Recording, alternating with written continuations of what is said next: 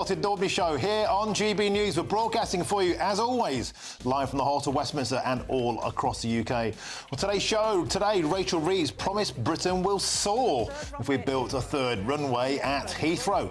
But business leaders are warning that the economy is crash landing. And meanwhile, Ed Miliband and London Mayor Sadiq Khan are giving the idea net zero support. And meanwhile, farmers turned up today to protest the Chancellor as she spoke to business leaders. We'll have all of the latest on yet another day where Rachel Reeves was on the ropes.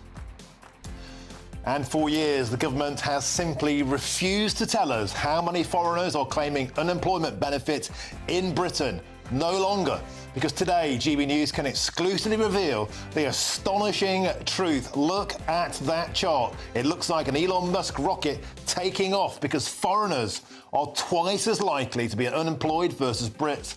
And the number has doubled in 20 years. But trust me, that is just the tip of the iceberg. It's the explosive data the establishment did not want you to see. But today on the show, you'll see it.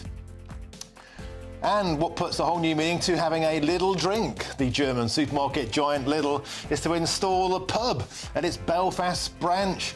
A quick supermarket snifter to take the pain out of the weekly big shop. I'll drink to that. It's all coming in your next...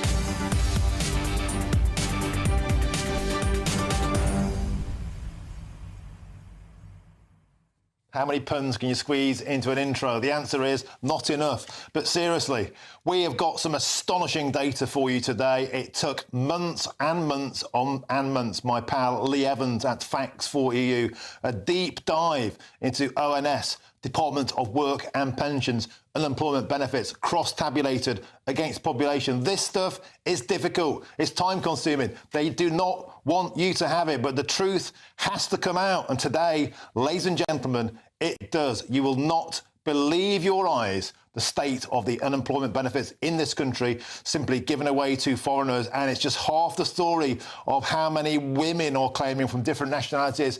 Honestly, it is astonishing. Stick around for that. It's a huge GB News exclusive. Get in touch, usual ways, gbnews.com/your say.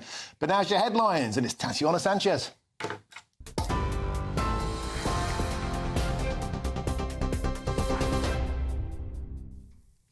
Martin, thank you very much. The top stories this hour. The Chancellor has backed the expansion of Heathrow Airport in a speech outlining her plans to boost economic growth.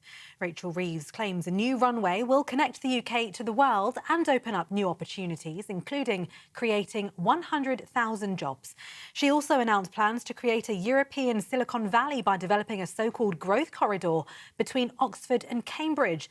But the Chancellor acknowledged the plans to grow the economy will not come without a fight. I have always been clear that a third runway at Heathrow would unlock further growth, boost investment, increase exports and make the UK more open and more connected. And now the case is stronger than ever. So I can confirm today that this government supports a third runway at Heathrow and is inviting proposals to be brought forward by the summer. Now, Sir Keir Starmer was challenged over the government's plans for growth at Prime Minister's questions this morning. Kemi Badenoch mainly focused on the Employment Rights Bill, repeatedly asking if it would be dropped because it fails his test for delivering economic growth. The Prime Minister, in a reference to Liz Truss, warned Ms Badenoch that she would become the next lettuce, claiming the Conservatives left the economy in a mess. She accused Sir Keir of being anti-growth and of misleading the House. Last week, he misled the House. He was not on top of his own education bill, listening to... Sorry. We can't accuse the Prime Minister of misleading the House. No. We can't do it. I'm sure there's words that you will prefer to use.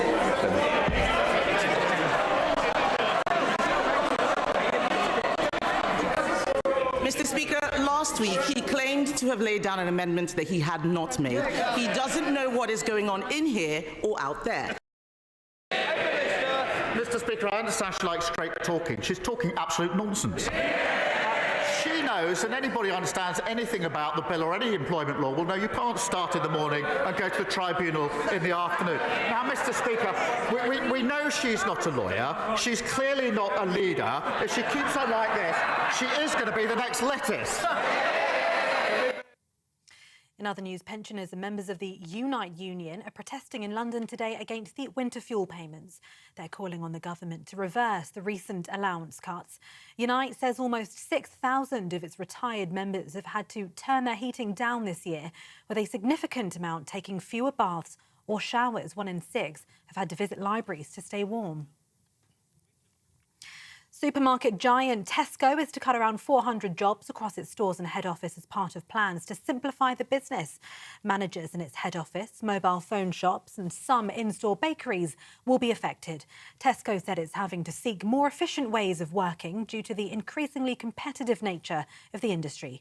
The cuts come a week after Sainsbury's said it would axe around 3,000 jobs as part of a major overhaul. At least 30 people have been killed and many more injured during a stampede at a Hindu festival in northern India. Tens of millions gathered to take a holy dip at the Maha Kumbh Mela when chaos erupted around 1:30 a.m. The Kumbh Mela, which is held every 12 years, is considered the largest human gathering on earth, celebrating India's cultural and spiritual traditions. And Buckingham Palace says Princess Beatrice has given birth to a baby girl named Athena several weeks prematurely. The royal was due to give birth in early spring and was told in December not to travel long distances. In a statement today, the palace said Her Royal Highness and Mr Edoardo Mapelli-Mozzi are delighted to announce the safe arrival of their daughter. Mr Mapelli-Mozzi posted a tribute to his new daughter, calling her tiny and absolutely perfect. Those are the latest GB News headlines. For now, more news in half an hour.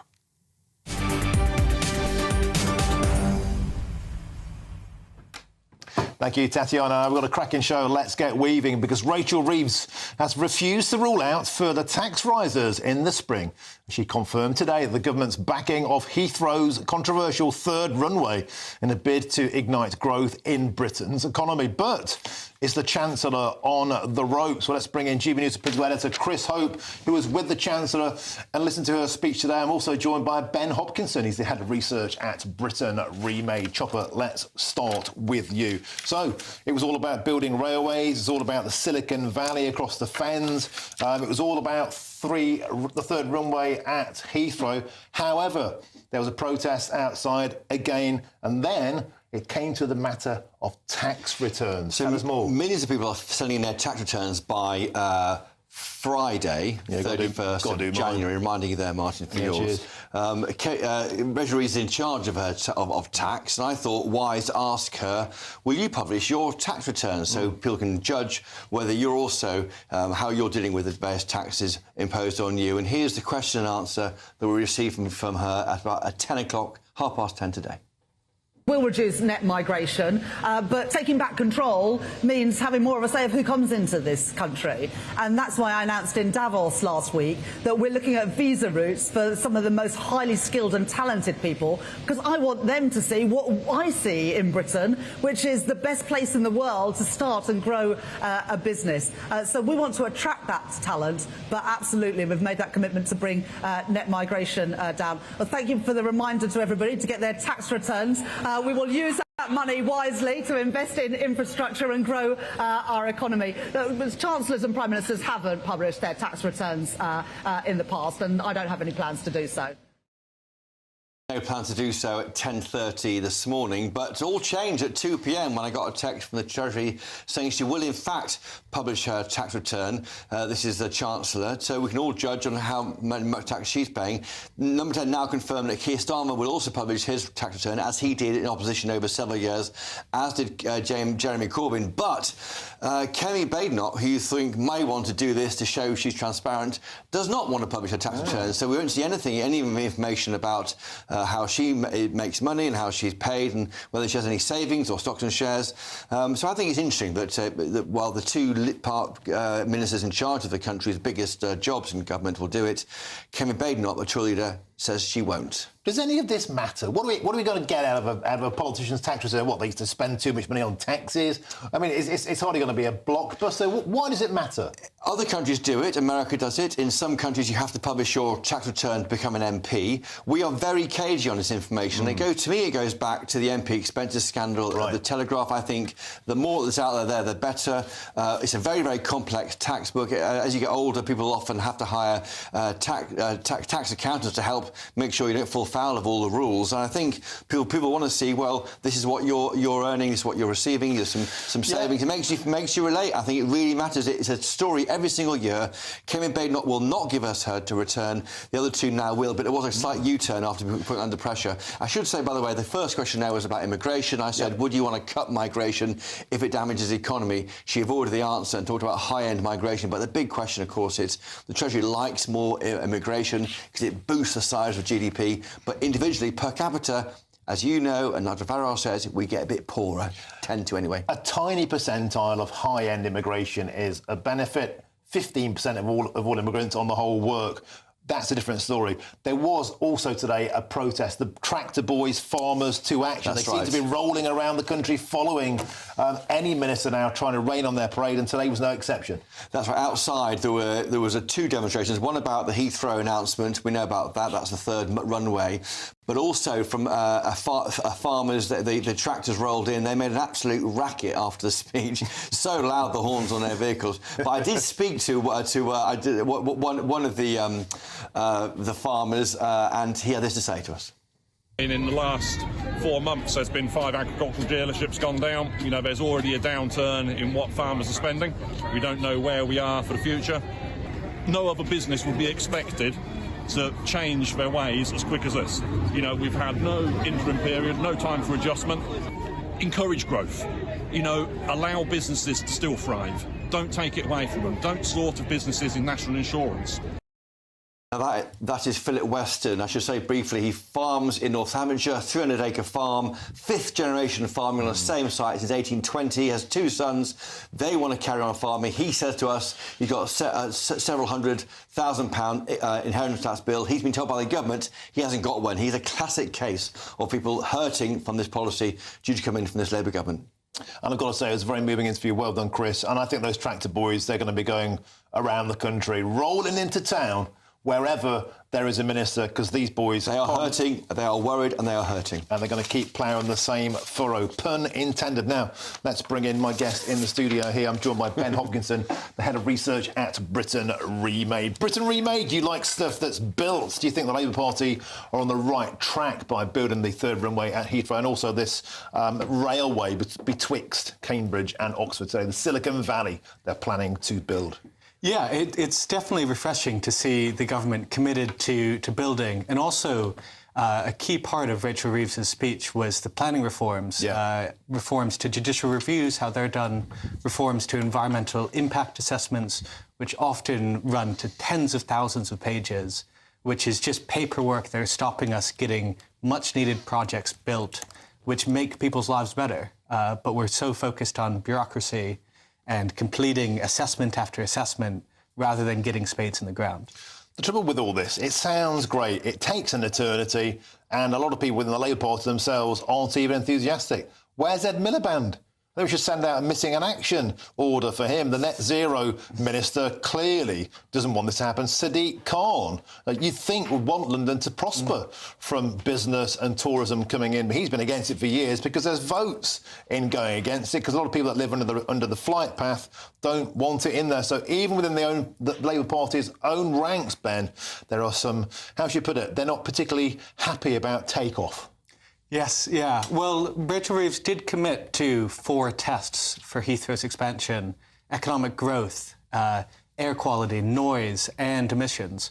So even though that she's supportive, she has to see the actual application and the design that they put out. And if it meets those tests, then I think the government will fully get behind it. Well, how can a new runway meet environment tests? It's impossible. You have multi-ton vehicles in the air belching out more pollution than a small African nation. By the way, I think personally, for what it's worth, it's a great idea to expand the economy, to expand London. The problem is it flies in the face of everything we're told by the Labour Party about, turn your boiler off, don't use your car and live a life in penance if you're a citizen, and suddenly they want to build a new runway. Don't you think it's just reeks of hypocrisy? Well, as the Chancellor pointed out, sustainable aviation fuels can cut carbon emissions up to 70% compared to traditional jet fuel. There's also possible funding of direct air capture, other restrictions on the times of flights, so they're not going to be overflying your house at midnight or anything, raising the noise. So there are definitely ways to also get to net zero whilst engaging in the clear growth that Britain needs. But you got people like Britain's richest hippie, Dale Vance, beg your pardon. He donates millions to the Labour Party. He won't like it. Just Stop Oil won't like it. Ed Miliband revoked every new licence for North Sea oil across the coast, which many have said is sending us towards economic perilment. And suddenly here we are. It just reeks of a complete U-turn. Well, I mean, I think that there are going to be quite stringent tests for environmental outcomes. So they're not going to let it go ahead without any kind of mitigations to the new emissions that might come from it. Certainly, Heathrow as itself is decarbonising its ground emissions and moving towards more sustainable aviation fuel, which is ratcheting up. The SAF mandate came into effect earlier this month, and it'll only be getting higher. So you're getting more green aviation fuel involved. Do you think, Ben, on a more positive note, fair to say there hasn't really been a positive news day for Rachel Reeves since the budget? There's an economic mood of doom and gloom from the big supermarkets, from hospitality, from small businesses. Do you think finally, though, this might have been a bit of a good news day for the Chancellor? Yes, yeah. It's been refreshing to see a positive vision about what Britain can do. There's so much potential in the country. We just need to get building, and Rachel Reeves's announcements will help us get there, get the growth and the higher wages that Brits deserve. OK, let's hope it doesn't take as long as HS2. Still nowhere near a single train rolling down that line. Thank you very much, Ben Hopkinson. Always a pleasure to have you in the studio. The head of research at Britain Remade. Now let's bring in GB News reporter Adam Cherry, who is at Heathrow for us now. Adam Cherry, welcome to the show. Yesterday you were scoffing eels, and now there you are by the proposed site of a third runway. Life's rich tapestry, my old son. But on a serious point, here is something that Sadiq Khan, Ed Miliband are diametrically, it's in their DNA to oppose this. In fact, Sir Keir Starmer, in opposition, congratulated the legal victory to stop this runway. Now, suddenly, they're all for it. Yeah, well, first of all, Martin, thank you for asking me to take a second bite of that eel yesterday. I really appreciate that. It tasted lovely. On the point of how everyone's reacting to this, it's a bit weird, isn't it? You see industry leaders and businesses saying this is fantastic, it's good for economic growth, and then the political bedfellows of Keir Starmer, the actual Mayor of London, the actual net zero secretary, are seemingly diametrically opposed to it. I'll talk about that again in a second, but I just want to read a quick statement from the Heathrow CEO, Thomas Waldley, because it's actually relevant to what you just mentioned about how long this will take. Will it be longer than HS2? Well, hopefully not. But nonetheless, he says, we have already spent £100 million on this project. We're not going to spend more unless we believe it can be done, but this will take years. It will take what I call, what he says, is a Churchillian resolve and lots of ingenuity. So either way, this is going to be a long-term project. A new Heathrow Airport, a new runway is not going to appear in 10 minutes, of course. Also, there's the issue of locals being opposed to it. There's a nearby village called Harmondsworth, which is facing partial demolition once this runway is built. And of course the residents there are saying they're upset about this, noise pollution, air pollution, of course being one of the main reasons that the Mayor of London, Sadiq Khan, is opposed to it. But this is the trade-off that the government is now willing to make. It took them a while to get there, perhaps, and this is yet another reset, but nonetheless here we are. They're placing a lot of political capital on this and other infrastructure projects working and providing economic growth in the long term. Whether it works remains to be seen, but they're betting the house on it, essentially. Yeah, beautiful. Thank you very much, Adam Cherry. You are clear for takeoff, and we'll see you again in the next hour. Thank you very, very much. Now, let's bring in the former Labour spokesman, James Matthewson. James, welcome to the show. So, do you agree with Ben Hopkinson, my studio guest here? At last, a positive news day for Rachel Reeves. They're actually getting on with building stuff. They are, and they promised to do this. So it's reassuring to see that this is one of the projects that they're committed to, because it's important that you raise the hypocrisy or supposed hypocrisy of this model. I understand that. I understand the question. But it's a good thing. It's a good thing that governments can change their minds, that politicians can reassess data and information, and that projects can change and things can become better and new tests can be applied to them. Because that's what's happened here. And they've been able to say, OK, well, if these new tests are met, then we'll be able to back this project, which is much needed, because in the landscape in the world at the moment, I mean, in the time frame that Gordon Brown first passed this project, which was 2009, I think, like 15 years ago, right? In that time, China has built 136 airports. Never mind new runways. So, if we're talking about the world as a whole and pollution and contribution towards climate issues, of course there needs to be tests and challenges made. But we need to be building things in this country. And the whole Labour Party economic vision in government is about growth and the benefit of that.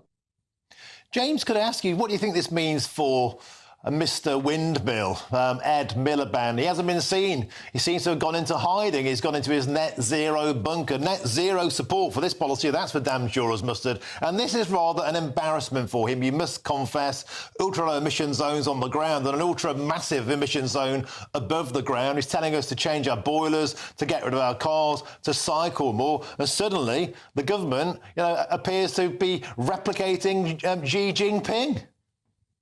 Well, he won't like it, and that's why he's nowhere to be seen. And this happens with government, and it's for the best, When something like this is going to happen, it's coordinated, especially somebody who's in the cabinet, who can wander off, go and do some work in their constituency for a bit, so that they're not, having to answer questions from people like you, Martin, who are going to ask them about it every day. But, at the same time, it makes sense because that work is still important. That net zero work is still important for the government, but it comes to weighing up pros and cons for every project. And when it comes to this project, they've said there's more pros than there are cons if those tests are met, and that's important. He might not like it, Sadiq Khan might not like it.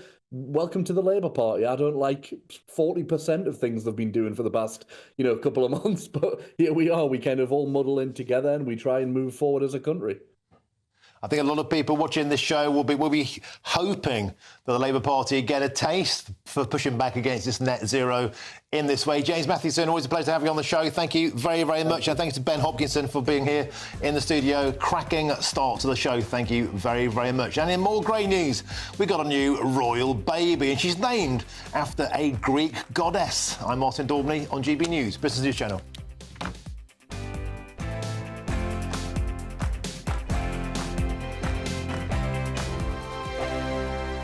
Headliners on GB News 11 p.m. every night. It's got 3 top comedians going through the next day's newspapers, so you don't have to read them, which is great. It's a good point. He's lying. I mean, maybe he's not lying. That's Headliners every night from 11 p.m. and 5 a.m. as well on GB News, Britain's news channel. Join me, Nana Akwe, for an informative, interactive news programme with a difference. It's fun. No, he didn't say that, Dave. I'm so surprised. I think there's an element of truth to that. Join me from 3 p.m. every weekend, only on GB News, Britain's news channel. GB News Breakfast, every day from 6 a.m. Underestimate what you did, because to do it in their backyard as well, I bet they weren't happy about it, were they, Brad? No, definitely not. Well, it makes it all the more sweeter. So they're usually pretty dominant in a 2-man event, but 4-man's usually where we can challenge them. And yeah, we managed to do it yesterday and put down 2 solid runs. And yeah, so yeah, funding was a big issue for us in the last quad, but because of our results recently, we've picked up a lot more funding from UK Sport. So we're well funded now, and but yeah, the Bob is in the back of the van behind us, so we're driving it down to St Moritz as we speak. So yeah, it's, that's how it all works in the background in bobsleigh. Brad, you're the pilot, correct? So you're up front. Yeah. Now, what happens? I always wonder, because I remember seeing John Noakes on. Do you remember John Noakes on Blue Peter when he fell out of the bomb and he ended up showing the back of his backside on TV because he had a big scar on there? What? So you've got the brake man. You're at the front. So where are you then, Aaron? Are you what number are you? So I'm number 3. Yeah. Right. So what do you do there? Is it just a matter of it's the running power is what it's all about to get off to a good start, and then you can sit and enjoy the ride? Yeah, that's it. So for number 2 and myself, number 3, it's all about getting that bob off the line and then just zipping it up to as high a speed as we can, basically. Getting in, staying low, having good aerodynamics and staying still and let Brad do the work. Yeah, it's definitely not a comfortable position for them because we're bending them and twisting them into quite an uncomfortable position to get as aerodynamic as possible. And when you've got 6 times G's pushing you through that is not... Yeah, not definitely fun. stiff back this morning, that's for sure. Because I'm just thinking where me and Eamon would sit. Is it 2 and 3, or would he go at number 4? What do you fancy? I would be too frightened to do that. GB News, the People's Channel. We're proud to be GB News, the People's Channel. And as you know, we always love to hear your views. Now, there's a new way of getting in touch with us at gbnews.com/yoursay. By commenting, you can be part of a live conversation and join our GB News community. You can even talk to me, Bev Turner, or any of the members of the GB News family.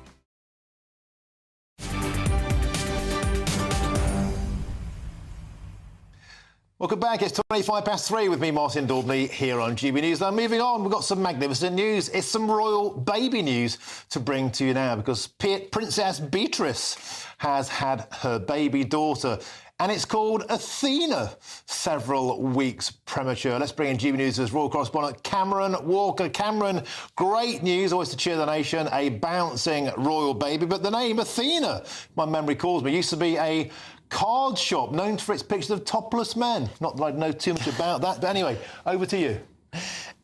Hello, Martin. Yes, it's also named after something to do with Greek mythology as well, so I'm sure that's probably the inspiration for the name rather than that shop. But yes, baby Athena, born last week inside Chelsea and Westminster Hospital in London, weighing not very much indeed, actually, £4 and 5 ounces, as you say, several weeks premature. Back in December, we were told that she had been given doctor's advice, Princess Beatrice, who of course was pregnant, that she shouldn't travel long distances. And then Buckingham Palace confirms the news this afternoon that she has given birth last week. She was in hospital. They have now returned home, Beatrice, Athena, and Beatrice's husband, Eduardo Mapelli-Mozzi, and the baby is very much healthy. And we can see this beautiful photograph on the screen of the new baby taken by Edo, the father. And he said, "We welcomed baby Athena into our lives last week. She is tiny and absolutely perfect. We are all already completely besotted with her. Our hearts are overflowing with love for you, baby Athena." Tributes have been pouring in from other members of the royal family. The King and Queen are said to be delighted by the news. Princess Beatrice's sister, Eugenie, she said, "Welcome, baby girl." And Sarah, Duchess of York, of course, the new baby's grandmother, is also equally happy, and she's so proud of her daughter, Beatrice, and five-a-side teen. Baby Athena is the 11th in line to the throne, overtaking her auntie, Princess Eugenie. You know, it's a marvellous story, and the thing is, for those of us who've got kids, £4, it seems quite light, but there's no way that child would be allowed home if it wasn't fully safe and fully healthy. There's a marvellous technology now and medicine. That baby is going to get all the best care in the world. And do you know what, Cameron? The thing I love about this, it's some good news. Like we all want cheering up. Who doesn't like a picture of a wonderful little mite like that wrapped in a blanket? Beautiful. Absolutely, Martin. And of course, the news agenda can sometimes be really depressing, and it's really lovely that the royal family can sometimes provide that light relief with the announcements of births that have gone very well. And of course, the royal family have had their own troubles over the last year or so. But this is certainly positive, something to look forward to as they continue the legacy, really, perhaps, of her great-grandmother, Princess Athena's great-grandmother, Queen Elizabeth II. And of course, they wouldn't have announced this if it wasn't all healthy and all all hunky-dory, which it obviously is, the birth. She was in hospital, we think, for around a week, and obviously Buckingham Palace have announced today, because Princess Beatrice is safely back at home with her new baby. She's already got a daughter, Sienna, who's 3 years old, and a stepson, Wolfie, who's 8. So it's a family of 5 now for Beatrice and Edo. I've got to say, I absolutely love the name Wolfie. When I heard it mentioned earlier on Good Afternoon Britain, I thought, what a great name for a kid. Wolfie and Athena, creative parents, and anybody watching this will know if your kid has to stay in hospital for a week, a newborn, it's always very, very nerve-wracking moments. But once you're over that week and once the first precious day back at home with your baby, it's just one of the happiest moments in humanity. It's wonderful to see. Thank you very, very much there, Cameron Walker, for sharing that with us. It's just great. I don't know about you, but, there's so much dark news at the moment. Just a picture of a royal baby, it's really put a spring in my step. It really has. I remember very, very well, my son was born. He was 2 weeks late, but he spent a week in an intensive care unit. I was around a lot of parents, and a lot of them, some of them, their kids didn't make it. The miracles happen on those wards, and also life-changing circumstances. It's just wonderful, wonderful to see a happy baby make it home. And you know what? Yeah, I just love those kind of stories. Sorry to drone on, but I really, really just love babies when they're healthy and they make it, and I just think it's great. Thank you very, very much. I want to move on. Now, lots more still to come to now at 4 o'clock, including should we bring back the death penalty? Of course, this follows in the wake of one of those very dark stories of the triple Southport murderer, Axel Rudakabana. But according to a new poll, the majority of Brits now think it is time to bring back the death penalty. That's coming soon, but first, here's your headlines, and it's Tatiana Sanchez.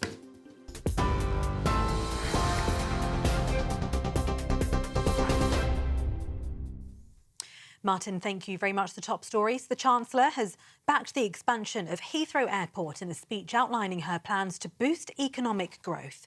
Rachel Reeves claims a new runway will connect the UK to the world and open up new opportunities, including creating 100,000 jobs. The Chamber of Commerce has said the expansion of the airport will create a huge opportunity for Scotland. She also announced plans to create a European Silicon Valley by developing a so-called growth corridor between Oxford and Cambridge. But the Chancellor acknowledged the plans to grow the economy will not come without a fight. Sir Keir Starmer was challenged over the government's plans for growth at Prime Minister's questions. Kemi Badenoch mainly focused on the Employment Rights Bill, repeatedly asking if it would be dropped because it fails his test for delivering economic growth. The Prime Minister, in a reference to Liz Truss, warned Ms Badenoch that she would become the next lettuce, claiming the Conservatives left the economy in a mess. She accused Sir Keir of being anti-growth and of misleading the House. Last week, he misled the House. He was not on top of his own education bill, listening to Sorry. We can't accuse the Prime Minister of misleading the House. No. We can't do it. I'm sure there's words that you would prefer to use.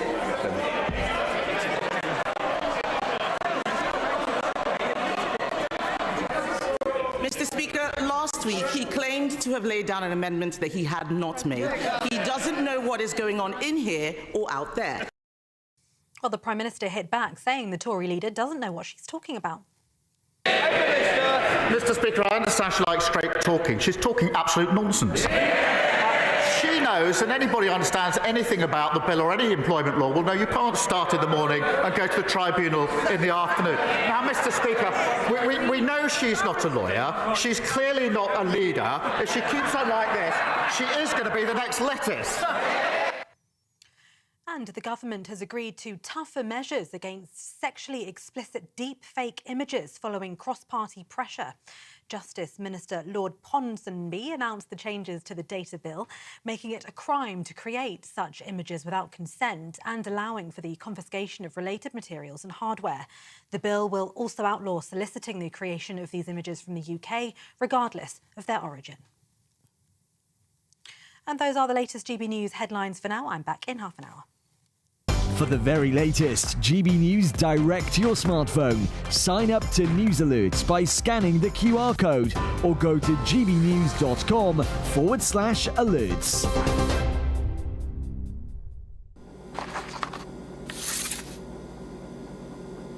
Crash Law 24 sponsors the GB News Finance Report.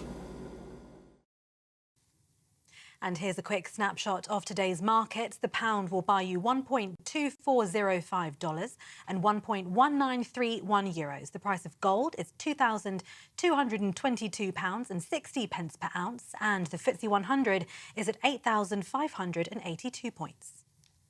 Crash Law 24 sponsors the GB News Finance Report. Hello again, I'm here with your latest Met Office weather update for GB News. Quite a bit of fine weather for many of us as we go through the next couple of days. That being said, showers in the north will bring some icy patches for some, and in the south we do still have a weather system, not especially close, but we are seeing the influence of it, and with that some further heavy rain pushing its way eastwards across southern counties as we go through the rest of today. There will also be some strong winds, particularly towards the southwest, but elsewhere a lot of clear, dry weather overnight, but across Scotland and Northern Ireland in particular, plenty of showers pushing through, and some of these will be falling as sleet or snow over higher ground, and with temperatures dropping under the clear skies, falling a bit below freezing in some places. There will be some frost, also some icy patches, especially across parts of northern Scotland and Northern Ireland first thing tomorrow morning. That's because where we have frozen surfaces and these showers falling on them, we are likely to see some fairly difficult driving conditions because of the ice that's likely. Otherwise, and as we head further south, yes, there will still be a few showers around first thing tomorrow morning, but also some bright sunny spells. A few showers also pushing into parts of northwest England, northern and western Wales, but further south and east, once that rain that we've had through today clears away, it's looking like a largely dry and bright start for many of us. There may be the odd pocket of mist, but this should clear quite quickly as we go through tomorrow. And then tomorrow itself, apart from a few showers around some northern and western coastal parts, it's actually looking largely fine. A good deal of bright sunny weather to be had, but cloud building from the west with some rain arriving later. Temperatures are going to be around average for the time of year, so it is the end of January. It is going to feel a little bit chilly at times. Staying dry and clear for many as we go through tomorrow evening, but like I said, we do have some cloud and some rain pushing across parts of Northern Ireland and later on into western parts of England and Wales and Scotland too. As we look further ahead through into the weekend, and we are going to have a bit of a northwest-southeast split, wetter and windier towards the northwest. The latest GB News travel. Good afternoon, I'm Alan Wright. In Staffordshire, the M6 northbound is partly blocked after a collision between junction 16 for Stoke-on-Trent and 17 for Crewe and the A534. In Northamptonshire, delays on the A14 eastbound. That's partly blocked for bridge repairs between junction 12 for Islip and junction 13 for Thrapston and the A45. In Essex, long delays on the clockwise M25. That's partly blocked after a collision between junction 26 at Waltham Abbey and 27 for the M11. And in Surrey and Woking, Victoria Way, the A320, that remains closed after storm damage, shut between Lockfield Drive and the High Street turnoff. You can stay up to date throughout the day by visiting our website gbnews.com.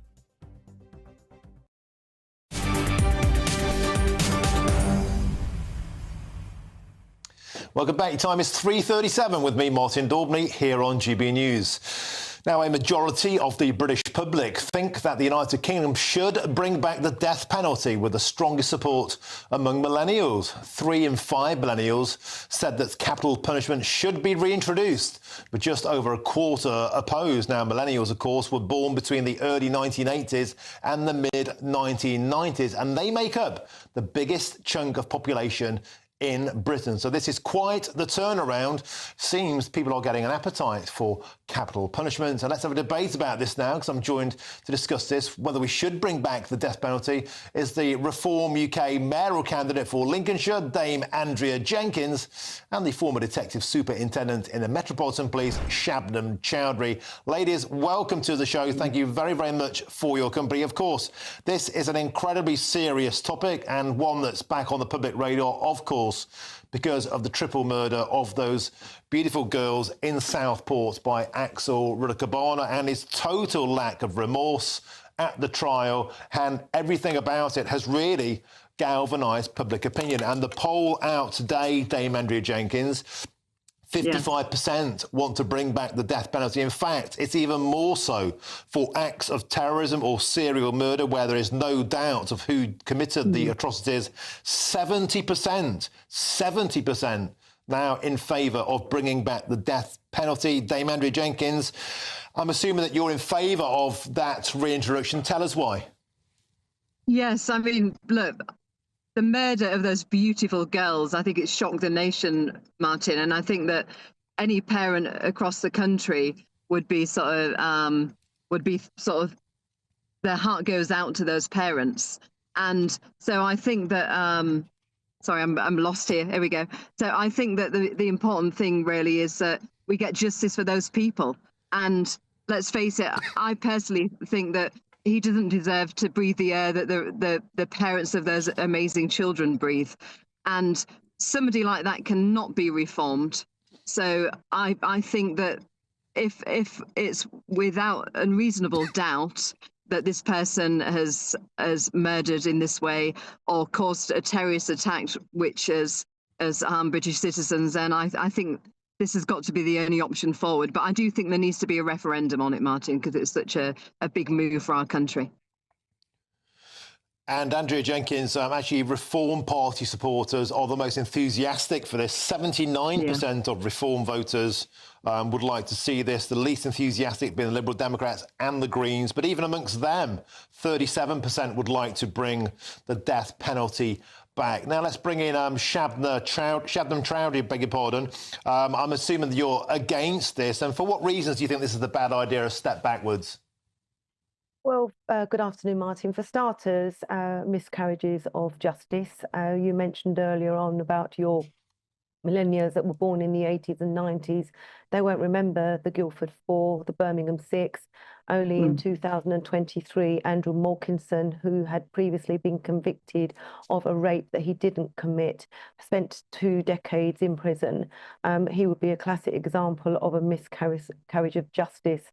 So they're the reasons that I would give in terms of, you know, I hear what you're saying in terms of Uda Kobana. I do wish that people would not show pictures of him and show pictures of those 3 beautiful girls that should always be remembered in any capacity. He doesn't deserve to have his photograph shown absolutely anywhere.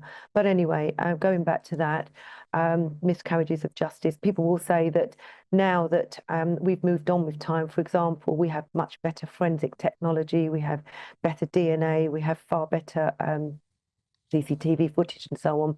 But the fact is, even those are never ever 1,000% proof. And Shabnam, in this, I'm afraid in this instance, there cannot be any scintilla of doubt. We have multiple eyewitnesses at the scene. We have endless CCTV. The evidence is irrefutable. There was an absolute lack of remorse. The victim's statements say that there can be no allegations of a miscarriage of justice. This is cut and dried. Yeah. And also, Andrew, Martin, as well, is the fact that, you know, the evidence showed that he would have gone on to kill even more of those beautiful children. So, you know, he should just not live. I mean, the example that that, you know, the lady on the panel gave was about rape. You know, we're talking about murder of beautiful, innocent children here, and you know, where's the justice for them? Where's the justice for those parents? You know, they have got a life sentence, those parents have, of grief. And so they really, I think the best thing is for him to also not live. I know it might seem dramatic, but I just think as a parent myself, God, the grief that they must be going through, Martin. I don't disagree with any of those points, but I would also add that one case alone isn't sufficient to bring back the death penalty. You've also got to consider the impact that this will have in terms of those that are subjected to it, because let's be very clear, it would be discriminatory against those that are vulnerable in our society. That includes poor people, that includes people from minority backgrounds. It would discriminate against murderers. Yeah, it would discriminate against murderers, but it would also discriminate against the most vulnerable in society. Well, I'm sorry, who cares about discriminating against murderers? You know, they're the lowest scum of the earth. I totally agree with you on that point, and I also hope that he rots in hell whilst he's in prison. However, you've got to look at the wider context of society in terms of bringing back the death penalty. And I hear what you're saying, that you have a poll, but you know, how many people did your poll actually include of 55% people? So, well, yes. I can answer that question. There have been multiple polls across the decades, and I've analysed them. They're all freely available online. This latest poll is a substantially sized poll, and it also points to a societal change, Shabnam Chowdhury, and that is a change which you clearly disagree with. There is a calcifying of the public mood on this topic. More people over the decades are now agreeing we should go for capital punishment, because people are feeling that society is changing and not for the better. We feel that a lot of people feel that there are more of these instances, and to suggest that this could be discriminatory, racist? Yeah. It seems like a strange thing to say. No, it's not a strange thing to say. The point that I'm making is that you will get those that would be, liable for the death penalty, and then you'll get those that perhaps maybe are not, but you will get a discriminatory aspect around it, just like you do in the judicial process, just like you do in policing, just like you do in many other aspects of society. Can I come here, Martin, please? Yeah, no, Damon, I fail to see how anything can be discriminatory where the evidence is cut and dried. A killer is a killer is a killer. Dame Andrea. I completely agree, Martin. We're talking about potentially murderers of children. I don't care about what their race or background. To me, they do not deserve human rights. What about the human rights of the people that murdered? This should just not even come into it. As I say, there's always the potential for miscarriages of justice. I've just alluded to the Birmingham 6, the Guildford 4, Andrew Morkinson is another one. We're not talking about cases that are that particularly old, for example. So we have to look at, if there's going to be a debate around it and then the vast majority win this debate, then so be it. But the issue I'm saying is there is also always a potential for a miscarriage of justice. Yeah, just pointing out that there has been a change of opinion across the years, and perhaps it's just off the back of a typically and tragically horrific case where it upticks, but there has been a change. Thank you for joining us, both of you, Dame Andrea Jenkins and the former Detective Superintendent in the Met, Shabnam Chowdhury. Thank you very much for joining us. Fantastic debate. Let us know where you stand on that one, gbviews@gbnews.com. A bit of a gear change now. You might want some cheering up after that. Well, good luck on that, because if you're in search of some winter sun, here is the forecast for some of the top European holiday destinations. Ready to soak up that holiday sunshine? Won't we need some cover? No worries. All sorted. All Clear Travel Insurance sponsors GB News Travel Destinations Forecast. Unsettled at times across western parts of Europe with some stronger winds and perhaps some outbreaks of rain, but elsewhere it should be largely settled. Fairly breezy around Madeira, though largely dry, just a bit cloudy. Perhaps some thicker cloud moving into parts of Portugal with a risk of some rain, and also fairly breezy around coasts. But elsewhere it's going to be largely settled, lots of dry weather around, though perhaps just a few showers around northern parts of Italy. And the remaining largely settled as we head into the weekend, just a slight dip in temperatures by Saturday. All Clear Travel Insurance sponsors GB News Travel Destinations Forecast. Now, this is the kind of news I could drink to, because the supermarket giant Lidl is opening a boozer in one of their Northern Ireland shops. You better believe it. I'm Martin Daubney on GB News, Britain's news channel. Who writes this stuff?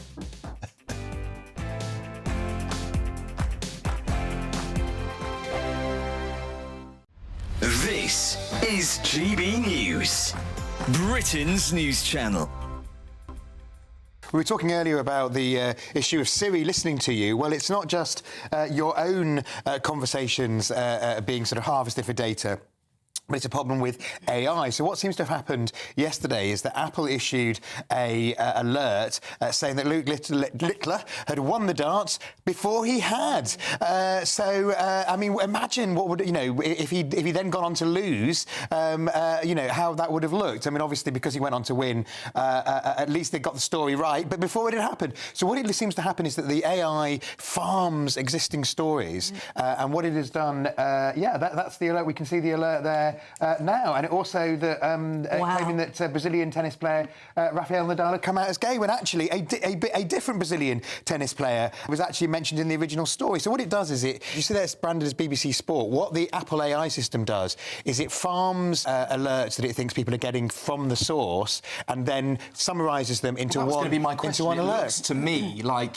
you would assume, OK, the BBC are reporting this. Absolutely. So the BBC News might be saying something else. So it could happen to any news organisation. This has highlighted a massive issue. I mean, having editorial judgment and quality control, because if this is going on, it's just contributing to the flow of misinformation. Yes. And we know that this is a problem on social media, people reporting false things. But if it seems to come from trusted news sources, that is a massive issue in credibility. I mean, if you had something like Reuters, who's a big news provider, doing this, you could hold people accountable, you could make changes, but when it's the AI doing it, I mean, what do? You're going to have to reprogram it in some way. And if you just lost control, if you're a news source, you've lost control of what goes out, because it basically farms it, puts your logo on it and sends it out, even when it's nonsense. GB News, the People's Channel. Mornings don't have to be tiresome, especially if you have the right company. Wake up to news as it happens, opinion and debate, and of course, a little bit of entertainment too. Because when the kettle's on, we're on. That's Breakfast on GB News, a show worth waking up for. Every morning from 6 a.m. Only on the People's Channel, Britain's news channel. We'll spread the news, you spread the word. Join me, Camilla Tominey, for a frank and honest discussion with those in power that cuts through the spin and gets to the heart of the issues shaping our nation. You haven't confirmed that you want to stand as leader, but you haven't ruled it out either. This report basically says that he's not fit to stand trial. Is he indecisive? Incompetent? I deliver the dose of reality Westminster needs. That's the Camilla Tominey Show at 9:30 every Sunday on GB News, the People's Channel, Britain's news channel.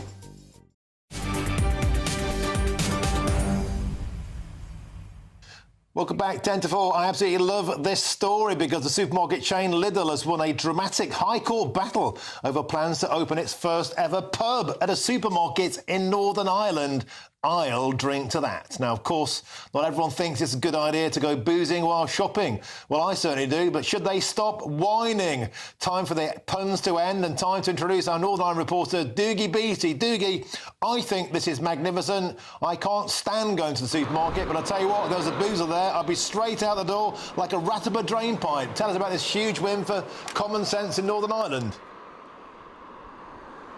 Well, this is right up your street. It's basically a creche for husbands and partners. At the weekend, you go out shopping, and if my wife was to say to me, "Oh, we're going to some other supermarket," I'd say, "Oh, you go on by yourself." And you'll be amazed how many people will be saying, "It's okay, I'll drive you, or I'll go with you shopping."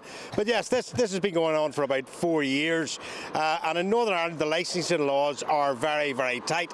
There is only about 1,100 pubs in Northern Ireland, and you have to buy a licence that has been surrendered.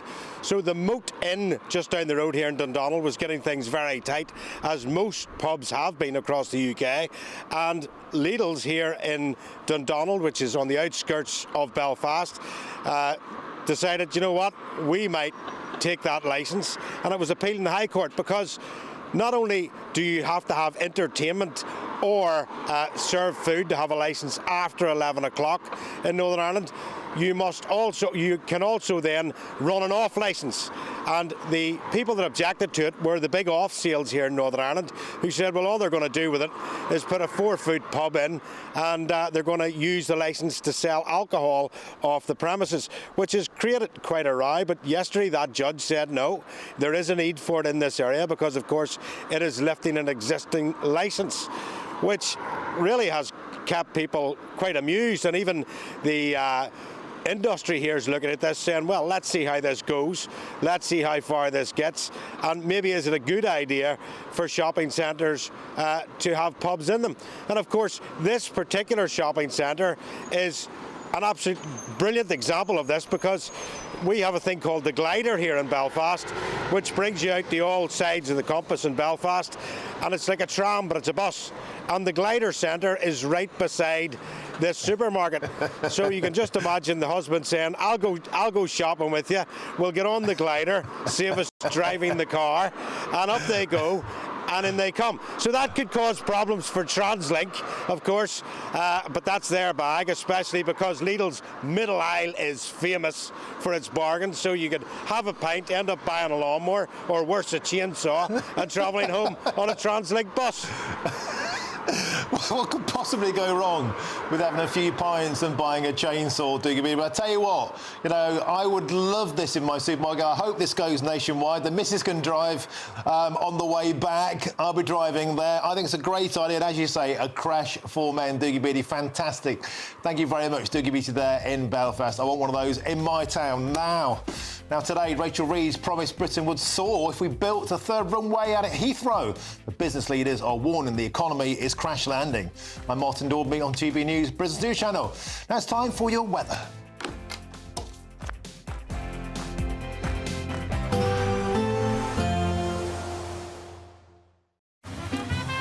Despite the morning rain, it'll be a nice, warm, cosy day ahead. Boxed heat pumps, sponsors of weather on GB News. Hello again, I'm here with your latest Met Office weather update for GB News. Quite a bit of fine weather for many of us as we go through the next couple of days. That being said, showers in the north will bring some icy patches for some, and in the south we do still have a weather system, not especially close, but we are seeing the influence of it, and with that some further heavy rain pushing its way eastwards across southern counties as we go through the rest of today. There will also be some strong winds, particularly towards the southwest, but elsewhere a lot of clear, dry weather overnight. But across Scotland and Northern Ireland in particular, plenty of showers pushing through, and some of these will be falling as sleet or snow over higher ground, and with temperatures dropping under the clear skies, falling a bit below freezing in some places. There will be some frost, also some icy patches, especially across parts of northern Scotland and Northern Ireland first thing tomorrow morning. That's because where we have frozen surfaces and these showers falling on them, we are likely to see some fairly difficult driving conditions because of the ice that's likely.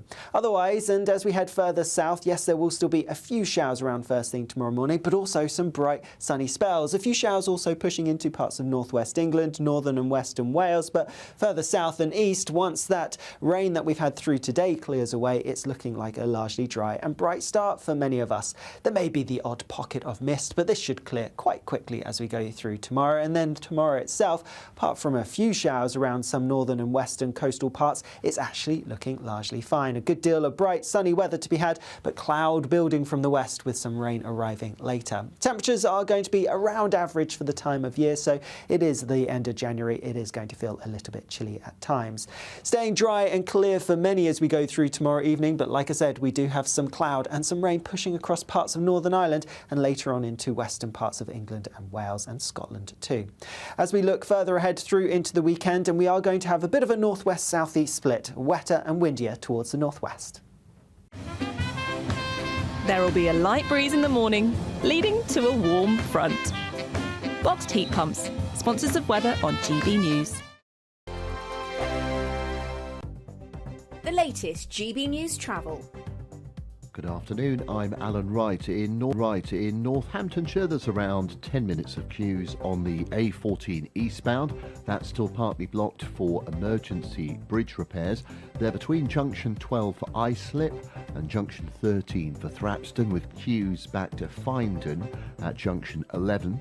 In Essex, the M25 is partly blocked clockwise after a multi-vehicle collision. It's happened between junction 26 at Waltham Abbey and 27 for the M11. In Gloucestershire, at Treddington, the A38 Gloucester Road, that's been shut northbound after a collision between the Deerhurst turn-off and the Tewkesbury turn-off. And in Surrey and Woking, Victoria Way, the A320, that's shut both ways after recent storm damage, closed at Lockfield Drive. You can stay up to date throughout the day by visiting our website, gbnews.com. This is the final week to grab your chance to win our biggest cash prize so far, £50,000 in tax-free cash. How would you react if you won? We won 25,000. I'd say don't hesitate, do it. If you're not in it, you've got no chance of winning it. Don't miss out as lines close on Friday. For another chance to win, text cash to 63232. One entry costs £2 plus one standard network rate message. Or text bonus to 63232. 5 entries cost £5 plus one standard network rate message. Go to gbnews.com/win. Entries start from just £2. You can call 0903 681 3232. Calls cost £2 plus your network access charge. Or post your name and number to GB10 PO Box 8690 Derby DE1 9TT. UK only. Entrance must be 18 or over. Lines close at 6 p.m. on the 31st of January. Please check the closing time if listening or watching on demand. Good luck.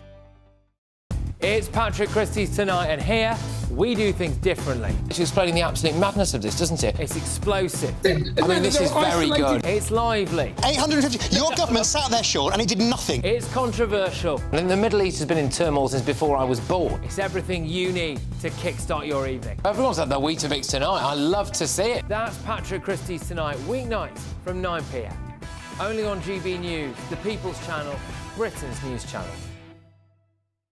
Hi, I'm Michelle Dewberry, and my show is your opportunity to cut through all the noise and dive in headfirst to some robust debates. Ideas clash. Situation, no, isn't it? No, Because the failure is you're deliberately avoiding my point. Nothing's held back, And if you think this is the end of it, wait for more. and we do not shy away from the difficult stuff. Sometimes I want to shake people and say, if only you understood. So join me on Dubes & Co. weeknights at 6 p.m. only on GB News, Britain's news channel.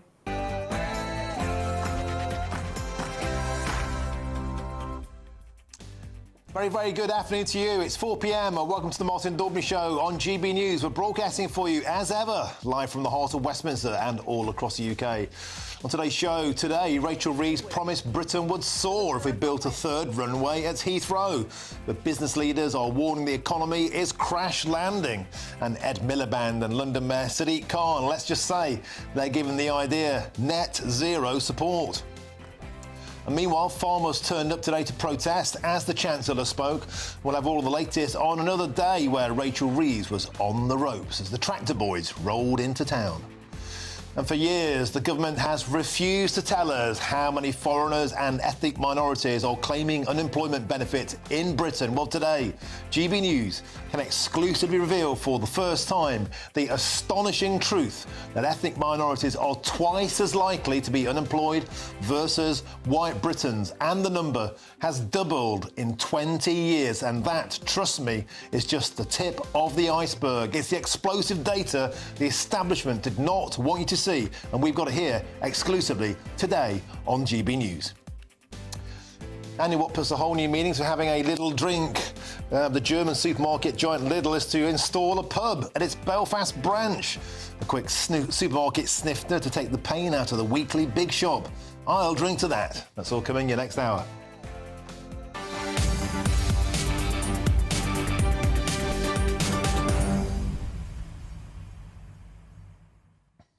Welcome to the show. A pleasure to have your company.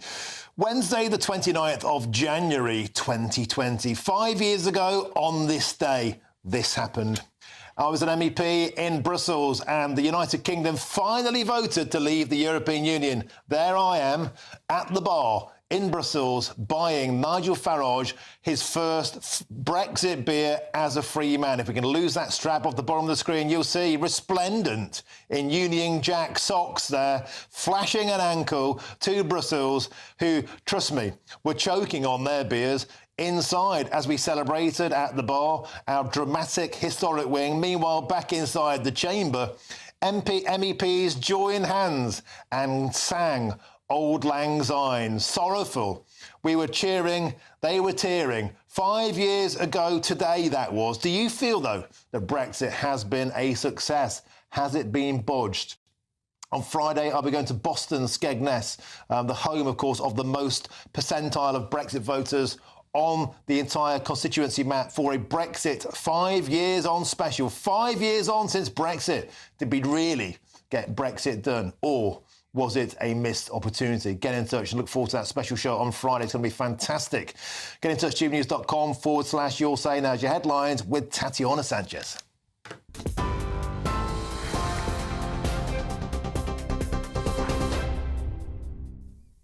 Martin, thank you very much. The top stories. The Chancellor has backed the expansion of Heathrow Airport in a speech outlining her plans to boost economic growth. Rachel Reeves claims a new runway will connect the UK to the world and open up new opportunities, including creating 100,000 jobs. She also announced plans to create a European Silicon Valley by developing a so-called growth corridor between Oxford and Cambridge. But the Chancellor acknowledged the plans to grow the economy will not come without a fight. I have always been clear that a third runway at Heathrow would unlock further growth, boost investment, increase exports and make the UK more open and more connected. And now the case is stronger than ever. So I can confirm today that this government supports a third runway at Heathrow and is inviting proposals to be brought forward by the summer. Sir Keir Starmer was challenged over the government's plans for growth at Prime Minister's questions. Kemi Badenoch mainly focused on the Europe Employment Rights Bill, repeatedly asking if it would be dropped because it fails its test for delivering economic growth. The Prime Minister, in a reference to Liz Truss, warned Ms Badenoch she would become the next lettuce, claiming the Conservatives left the economy in a mess. She accused Keir of being anti-growth and of misleading the House. Last week, he misled the House. He was not on top of his own education bill, listening to Sorry. We can't accuse the Prime Minister of misleading the House. No. We can't do it. I'm sure there's words that you would prefer to use.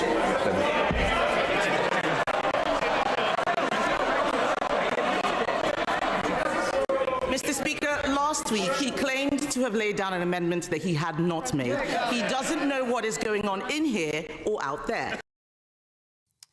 The Prime Minister hit back, saying the Tory leader doesn't know what she's talking about. Mr. Speaker, I understand she likes straight talking. She's talking absolute nonsense. She knows, and anybody who understands anything about the bill or any employment law will know you can't start in the morning and go to the tribunal in the afternoon. Now, Mr. Speaker, we know she's not a lawyer. She's clearly not a leader. If she keeps on like this, she is going to be the next lettuce. In other news, pensioners and members of the Unite union are protesting in London today against the winter fuel payment. They're calling on the government to reverse the recent allowance cuts. Unite says almost 6,000 of its retired members have had to turn their heating down this year, with a significant amount taking fewer baths or showers. 1 in 6 have had to visit libraries to stay warm. The government has agreed to tougher measures against sexually explicit deep-fake images following cross-party pressure. Justice Minister Lord Ponersby announced the changes to the data bill, making it a crime to create such images without consent and allowing for the confiscation of related materials and hardware. The bill will also outlaw soliciting the creation of these images from the UK, regardless of their origin. Supermarket giant Tesco is to cut around 400 jobs across its stores and head office as part of plans to simplify the business. Managers in its head office, mobile phone shops and some in-store bakeries will be affected. Tesco said it's having to seek more efficient ways of working due to the increasingly competitive nature of the industry. The cuts come a week after Sainsbury's said it would axe around 3,000 jobs as part of a major overhaul. Now, at least 30 people have been killed and many more injured during a stampede at a Hindu festival in northern India. Tens of millions gathered to take a holy dip at the Maha Kumbh Mela when chaos erupted at around 1:30 a.m. The Kumbh Mela, which is held every 12 years, is considered the largest human gathering on earth, celebrating India's cultural and spiritual traditions. And Buckingham Palace says Princess Beatrice has given birth to a baby girl named Athena several weeks prematurely. The royal was due to give birth in early spring and was told in December not to travel long distances. In a statement, the palace said Her Royal Highness, Mr Edoardo Mapelli Mozzi, are delighted to announce the safe arrival of their daughter. Mr Mozzi posted a tribute to his new daughter, calling her tiny and absolutely perfect. And those are the latest headlines for now. More in half an hour.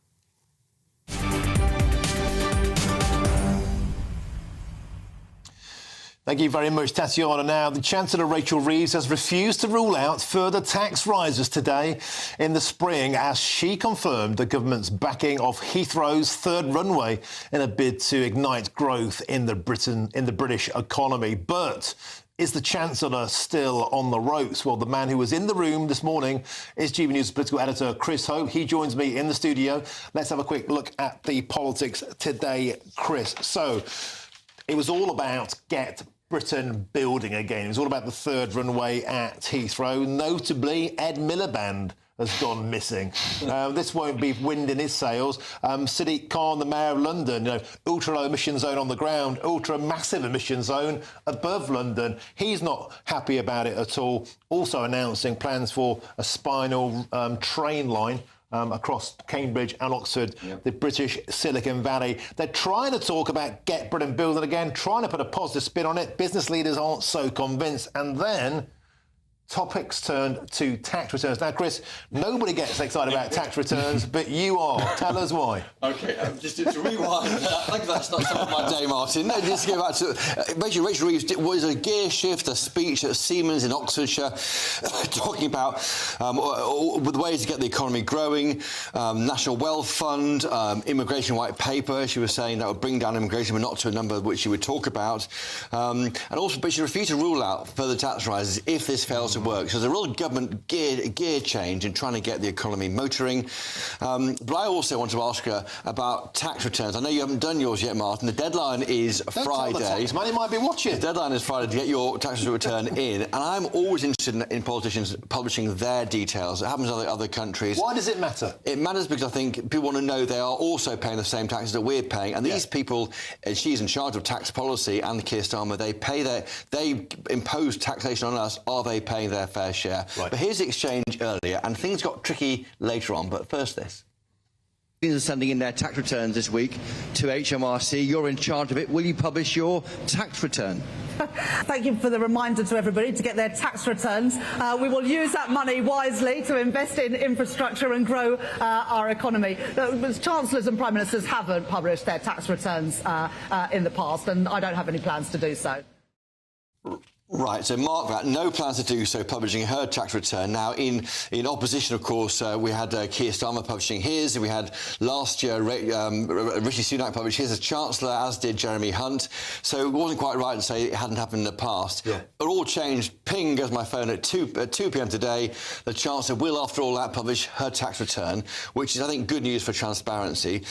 Sir Keir Starmer will publish his tax return. That's good news. But Kemi Badenoch, who is the Tory leader, she won't publish hers, despite the fact that Keir Starmer did on at least 2 occasions in opposition, and Jeremy Corbyn did during his entire time as opposition leader. On a serious point, you, of course, did tremendous work with the Telegraph on the expenses scandal. Yeah. And how politicians spend their money, how they earn their money, is important. It matters to people. And particularly because they're always after people like Nigel Farage for second jobs, additional income. So we'll see how much dosh they're earning on the side. Well, Farage, I mean, they must declare their returns their declarations to the Commons like Farage's. We haven't yet seen if Farage will publish his tax return, by the way. We'll ask that question, and Ed Davey and other party leaders. I think it's important it's all out there. If you're leading the country, making tax choices, let's see your workings. We'll find out just how much money Ed Davey spent on wetsuits, won't we, on that? I digress. Moving on, the tractor boys seem to be rolling around wherever a Labour minister appears. Now the tractor boys roll into town, honking their horns, creating merry hell, and today was no different.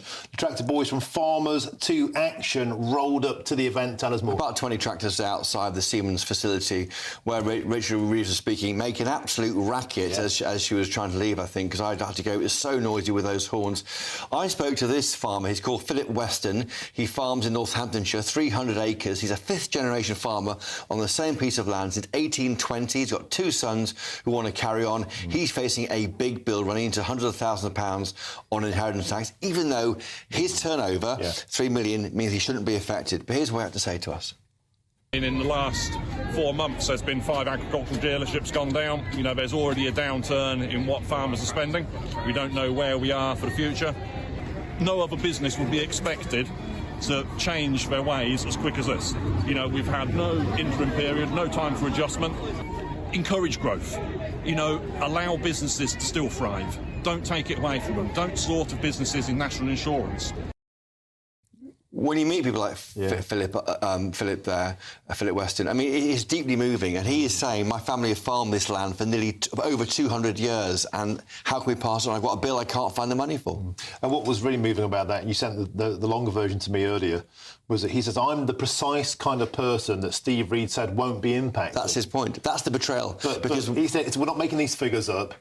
These are real figures, and I've got to find 200 grand, he said, to keep onto his farm, which you can't do. Five generations going down the He hasn't got behind the sofa. I mean, Steve Reed, he did say in opposition they wouldn't touch agricultural property relief and inheritance tax, and they have done. And the betrayal is real, and that's why the farmers are there today. And this will carry on until it comes in April next year. And you spoke to a few more of the lads there as well. I saw you sent me another video where you were interacting with them. Are they in any mood to back down? Or are they going to carry on? Or are they resolute to stick to their guns on this? Having looked into the whites of their eyes, Martin, they can't afford to back down. Yeah. The bill that Philip's facing there, £200,000, he hasn't got the money. And when you are the fifth generation of five generations farming the same piece of land, you know, you feel a pressure to pass it on to your children, to the sixth generation. You don't want to be the one where it stops. You don't want to be the full stop in that history line. Yeah, it is heartbreaking, and I don't suppose they will stop, and there are more protests planned soon. But on the whole, Rachel hasn't had a good news day for some time. She's been under all sorts of pressure from supermarkets, from hospitality, from the high street, about the national insurance raid, about the increase in wages, putting all kinds of fiscal pressure on the economy. Do you think today, though, felt a bit more positive? Yes, I do. I think she came out fighting, and she said repeatedly, she said there's a £22 billion black hole, is it half that? Well, let's take the jury's out on that, but they maintain it is there, the Treasury. She said, I haven't heard the Tories come up with a better idea to deal with the challenges facing the economy. We have spent £500 billion, don't forget, on COVID and the war in Ukraine. The increase in NICs is all part of resetting the fiscal, where we are. She said how she wouldn't guarantee not coming back to raise taxes in the future, but that doesn't want to. She talked about the failed Brexit deal, but I thought that the more reservoirs, the increased spending on airports. I think this is the kind of the gear shift we want to hear from this government. But it's been 6 months of grimness, and it's about time. And we need more reservoirs. We need more houses because they can't control the borders. I digress. That's a conversation. But it's a big issue because if you're allowing 340,000 in annually, yes, the pie gets bigger, but individually, per capita, we get poorer, and that's the problem. And I think the challenge she's got, and the other question I asked her in that press conference is, will you cut immigration even if it damages economic growth? She didn't properly answer that question because she can't. Well, keep pushing, and well done for holding them to account as ever. Now, I'm joined now by Philip Ullman, a businessman. Delighted to have you in. You wrote an excellent article in the Telegraph today, something very, very close to my heart, and it's about towns that feel abandoned. You wrote about Blackpool, but Blackpool's just one town. 5 years ago today, I pressed the button in Brussels to leave the European Union finally, and we thought we could finally get money back to areas like Blackpool, like coastal areas that have been left behind. That hasn't happened, and it frustrates you. It sure does. Tell us why, Paul. The article wasn't today. It was a few weeks ago, just to correct you. I read it today. I enjoyed it. So but no, absolutely right. We've left people behind, Martin. We don't care about people, whole areas, Grimsby, Blackpool, Newcastle. Jobs go because people move the jobs to China, labour's cheaper in China, therefore the local jobs go to China, and nobody actually cares for the local people. Those people can't provide food for their family. That ends up being looked after by the welfare state, which increases the cost for all of us. So effectively, we have no mechanism actually for dealing with these places that have been left behind. The answer is not a Department of Levelling Up, centralisation. The answer is distributing responsibility to these towns. They want to be able to be responsible for themselves. So we have to, and the concept of Rachel Reeves at the centre saying, I'm going to create this new quango, or I'm going to create a centralised investment which is going to make all these jobs, it's never going to solve the problem. Yeah, I don't think any politicians have really grasped this problem sufficiently. No. And we hear about levelling up, never seems to actually make it, particularly to the coasts, and oftentimes as well, something that really frustrates myself, Paul, is coastal towns seem to become dumping grounds for inner city problems. So many drug dealers, drug addicts, beg your pardon, get shipped out there because guess what? They're run down. The housing stock is cheaper. They become the end of the line. Also, asylum seekers. How many hotels in places like Blackpool have been hoovered up by Serco, exporting liberal problems to coastal areas that never quite get over it? There's no economic opportunities. People turn to substance abuse. They become benefits dependent. We've got a massive problem. How do we solve it? So what we've got to do is distribute responsibility. We've got to start rebuilding the high street. We want to have local families operating local stores on the high street to meet the needs of local communities. No reason, we don't have to have just Tesco's local and Sainsbury's local and as your previous piece where Lidl takes over the pubs. We need to go back to these family organisations and actually say we want people that have relationships, that actually can create businesses that know the local community, that can start supporting families locally. And we move away from the centralised bureaucratic mess that we've got, which gives advantages to the large, big... Where was this? Recently, she was at Siemens, and who are the companies that you're talking about, Chopper? They're all big companies. What about the local small firms, the local families? We've got to start rebuilding the local community. It's hard to get to the end of the line. All the big transport links being announced today. Exactly. Oxford, Cambridge are not going to the place you're describing.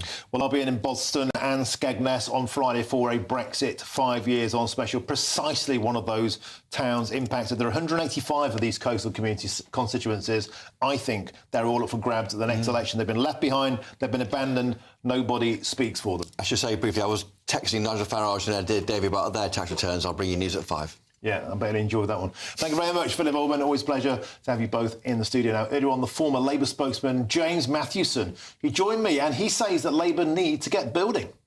To do this, so it's reassuring to see that this is one of the projects that they're committed to, because it's important that you raise the hypocrisy or supposed hypocrisy of this model. I understand that. I understand the question. But it's a good thing. It's a good thing that governments can change their minds, that politicians can reassess data and information, and that projects can change and things can become better and new tests can be applied to them. Because that's what's happened here. And they've been able to say, OK, well, if these new tests are met, then we'll be able to back this project, which is much needed because in the landscape, in the world at the moment, I mean, in the time frame that Gordon Brown first passed this project, which was 2009, I think, like 15 years ago, right? In that time, China has built 136 airports. Never mind new runways. So, if we're talking about the world as a whole and pollution and contribution towards climate issues, of course there needs to be tests and challenges made, but we need to be building things in this country. And the whole Labour Party economic vision in government is about growth and the benefit of that.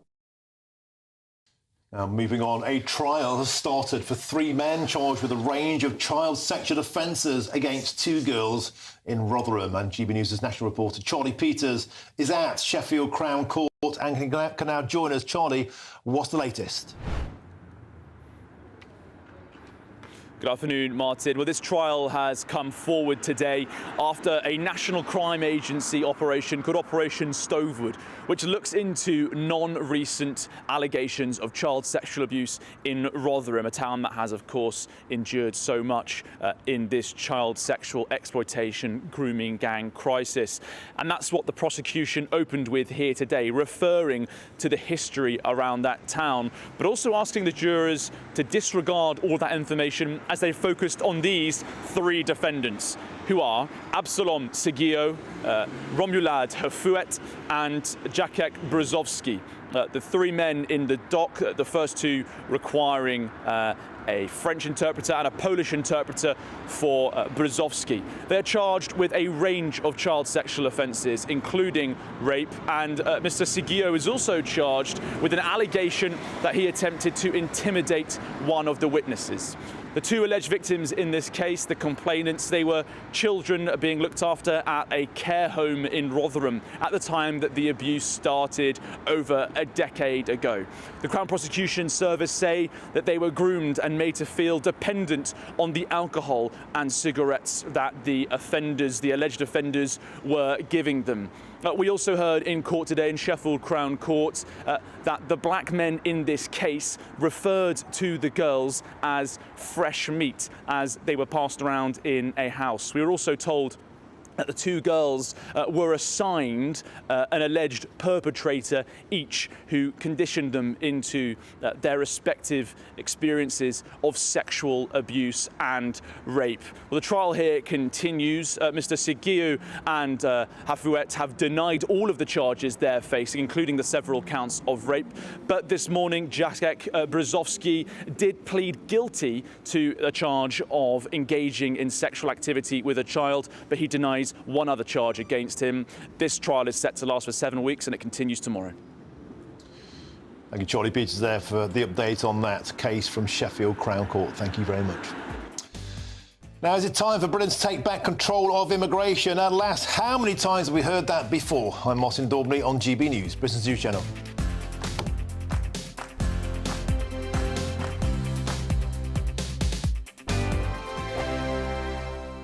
We're proud to be GB News, the People's Channel. And as you know, we always love to hear your views, Now, there's a new way of getting in touch with us at gbnews.com/your say. By commenting, you can be part of a live conversation and join our GB News community. You can even talk to me, Bev Turner, or any of the members of the GB News family. Lee Anderson's Real World, Fridays from 7 p.m. Aaron McLean, the goal machine here. He used to play for Peterborough United. You bagged loads of goals for them back in the day. But I've got a bone to pick with you, young man. You scored at the City ground against Nottingham Forest for, was it Hull City? For Hull City, yeah. Why did you do that? Well, that was my job, unfortunately. I must say, that was actually one of my favourite goals. Was it really? Because I remember, obviously, playing at the City ground, unbelievable stadium, historic. It is great. So, and we beat you 1-0. OK, no need to rub it in. These sports clubs, whether it's football or rugby or whatever, should offer two alternatives, either a professional footballer, or if you don't quite make it, you can still go and play football at a lower level, but have a career as well, maybe be an electrician or a plumber. 100%. You know, listen, I've had multiple conversations with various different people, whether it's the PFA or whether it's clubs. Even players who do have careers, you know, there's so many that don't make it and don't quite make it to the level or only play at a lower level. There's so many that do have long careers, but once you come to the end of that, you've spent, you know, for me, I spent 20 years as a professional footballer. Once I finished playing, what do you then do for the rest of your life? You know, at 35, once you retire, you still have to have a purpose in life. Yeah. But I'd almost be starting from ground zero. I'm fortunate that I went into coaching and then went into the media. Yeah, that's good. But for every one of me, there's hundreds that don't. And I've got so many friends who, I've got to say, you know, have really, really struggled on the, you know, mental health side. Yeah, it's a good point, actually, because you go from, like, playing in stadiums, big stadiums, small stadiums, crowds, singing your name, and all that sort of stuff, that adulation, the buzz of winning games, and you know, the downs of losing games, and you go from that to sort of nothing when you finish. I mean, that's a big come down there. It's a huge come down. GB News, the People's Channel. In the GB Newsroom, we bring you the news as it happens. With our team of dedicated journalists across the UK. We're ready to keep you up to date with what's happening every half an hour, every single day. Bulletins here on GB News. The People's Channel. Britain's news channel. I'm Christopher Hope. From pop stars to politicians, I'll interview anybody in a pub who's got a political opinion. Join me every Friday on Spotify, Apple Podcasts, YouTube or gbnews.com, or wherever you get your podcasts. This is GB News, the People's Channel.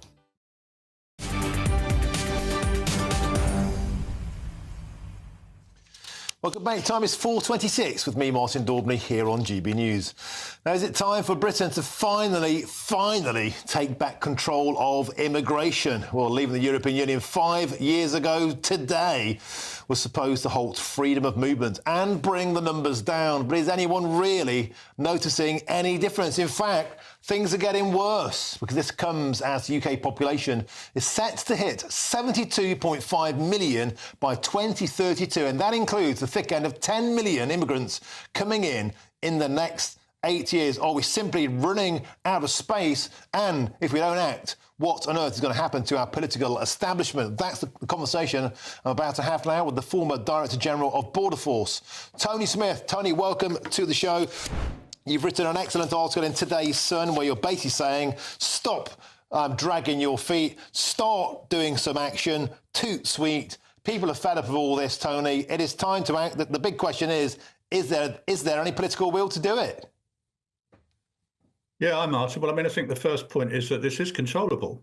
Most of this, I mean, we do talk a lot about small boats, and that's really, really difficult, but that's only about 5-10% of the total of the numbers that we're admitting. The rest are all coming in on permissions, and this government, well, last government, introduced a new system post-Brexit where we issue permissions to everybody. Unless you're British or Irish, you need a digital permission to come to this country.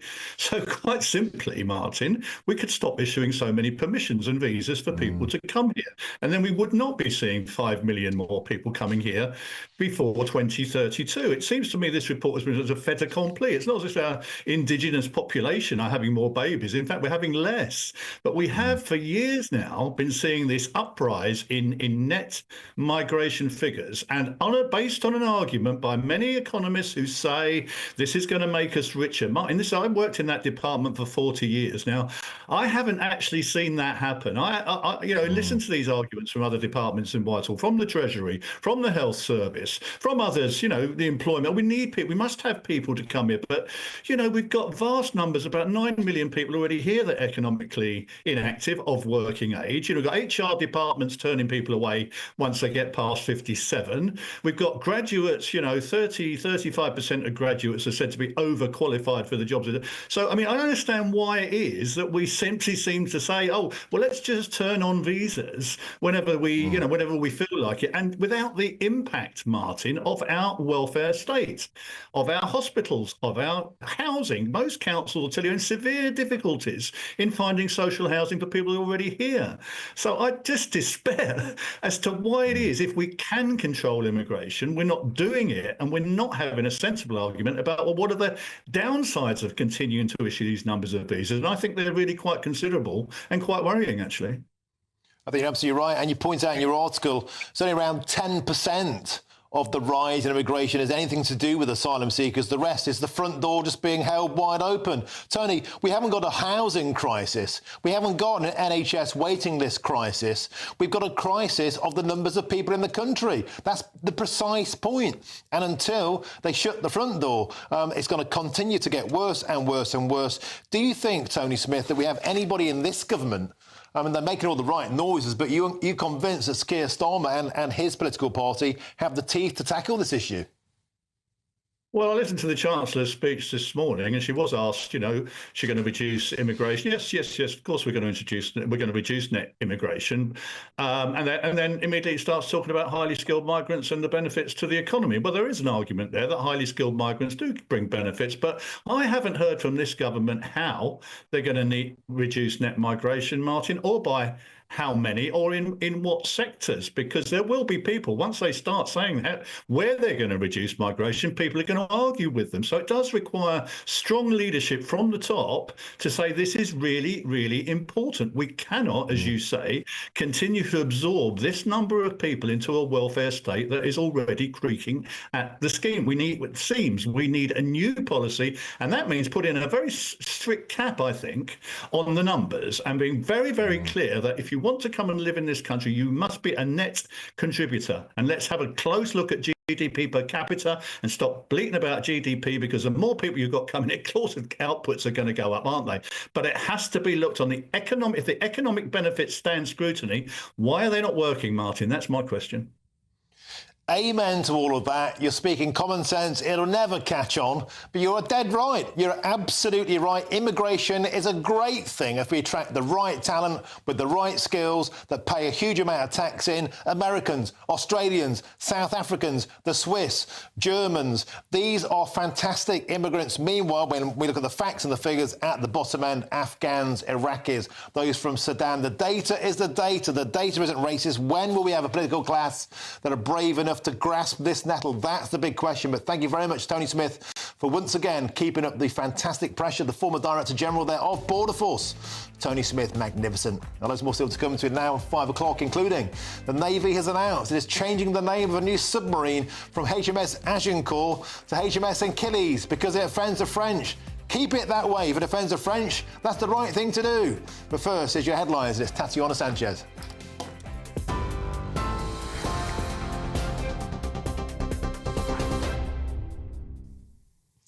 Martin, thank you. The top stories this hour. The Chancellor has backed the expansion of Heathrow Airport in a speech outlining her plans to boost economic growth. Rachel Reeves claims a new runway will connect the UK to the world and open up new opportunities, including creating 100,000 jobs. She also announced plans to create a European Silicon Valley by developing a so-called growth corridor between Oxford and Cambridge. But the Chancellor acknowledged the plans to grow the economy will not come without a fight.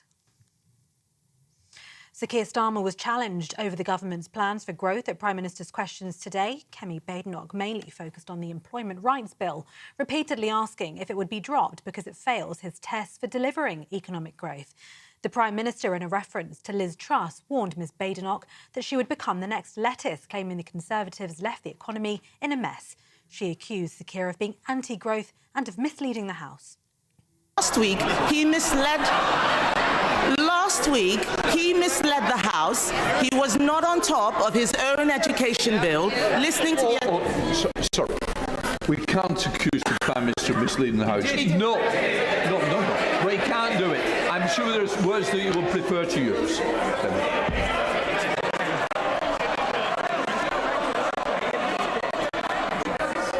Mr. Speaker, last week he claimed to have laid down an amendment that he had not made.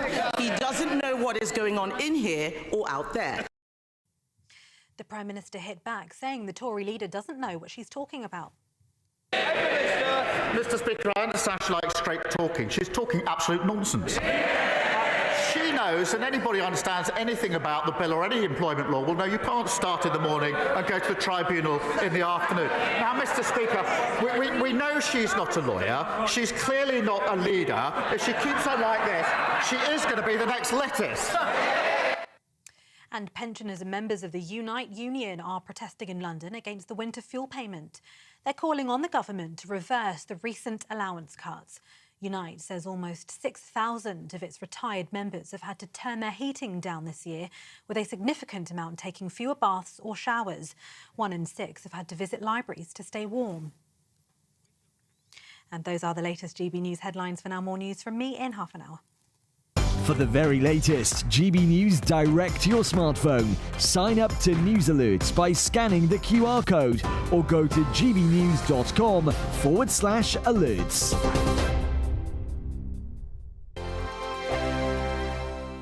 Hello again, I'm here with your latest Met Office weather update for GB News. Quite a bit of fine weather for many of us as we go through the next couple of days. That being said, showers in the north will bring some icy patches for some, and in the south we do still have a weather system, not especially close, but we are seeing the influence of it, and with that some further heavy rain pushing its way eastwards across southern counties as we go through the rest of today. There will also be some strong winds, particularly towards the southwest, but elsewhere a lot of clear, dry weather overnight, but across Scotland and Northern Ireland in particular, plenty of showers pushing through, and some of these will be falling as sleet or snow over higher ground, and with temperatures dropping under the clear skies, falling a bit below freezing in some places. There will be some frost, also some icy patches, especially across parts of northern Scotland and Northern Ireland first thing tomorrow morning. That's because where we have frozen surfaces and these showers falling on them, we are likely to see some fairly difficult driving conditions because of the ice that's likely. Otherwise, and as we head further south, yes, there will still be a few showers around first thing tomorrow morning, but also some bright sunny spells. A few showers also pushing into parts of northwest England, northern and western Wales, but further south and east, once that rain that we've had through today clears away, it's looking like a largely dry and bright start for many of us. There may be the odd pocket of mist, but this should clear quite quickly as we go through tomorrow. And then tomorrow itself, apart from a few showers around some northern and western coastal parts, it's actually looking largely fine. A good deal of bright sunny weather to be had, but cloud building from the west with some rain arriving later. Temperatures are going to be around average for the time of year, so it is the end of January. It is going to feel a little bit chilly at times. Staying dry and clear for many as we go through tomorrow evening, but like I said, we do have some cloud and some rain pushing across parts of Northern Ireland and later on into western parts of England and Wales and Scotland too. As we look further ahead through into the weekend, and we are going to have a bit of a northwest-southeast split, wetter and windier towards the northwest. The latest GB News travel. Good afternoon, I'm Alan Wright. In Lancashire, the M6 southbound is partly blocked by a broken down lorry. It's between junction 35 at Carnforth and the A683 turn-off into Lancaster. In Manchester, the M6 southbound is partly blocked by a broken-down lorry. That's at junction 26 for the M58. In Buckinghamshire, the M40 northbound, that's partly blocked by a breakdown as well. It's on the exit to High Wycombe and the A404 at junction 4. In Essex, there are long delays on the clockwise M25. That's still partly blocked after a multi-vehicle collision between Waltham Abbey at junction 26 and the M11 turn-off at junction 27, so do expect delays. You can stay up to date throughout the day by visiting our website, gbnews.com.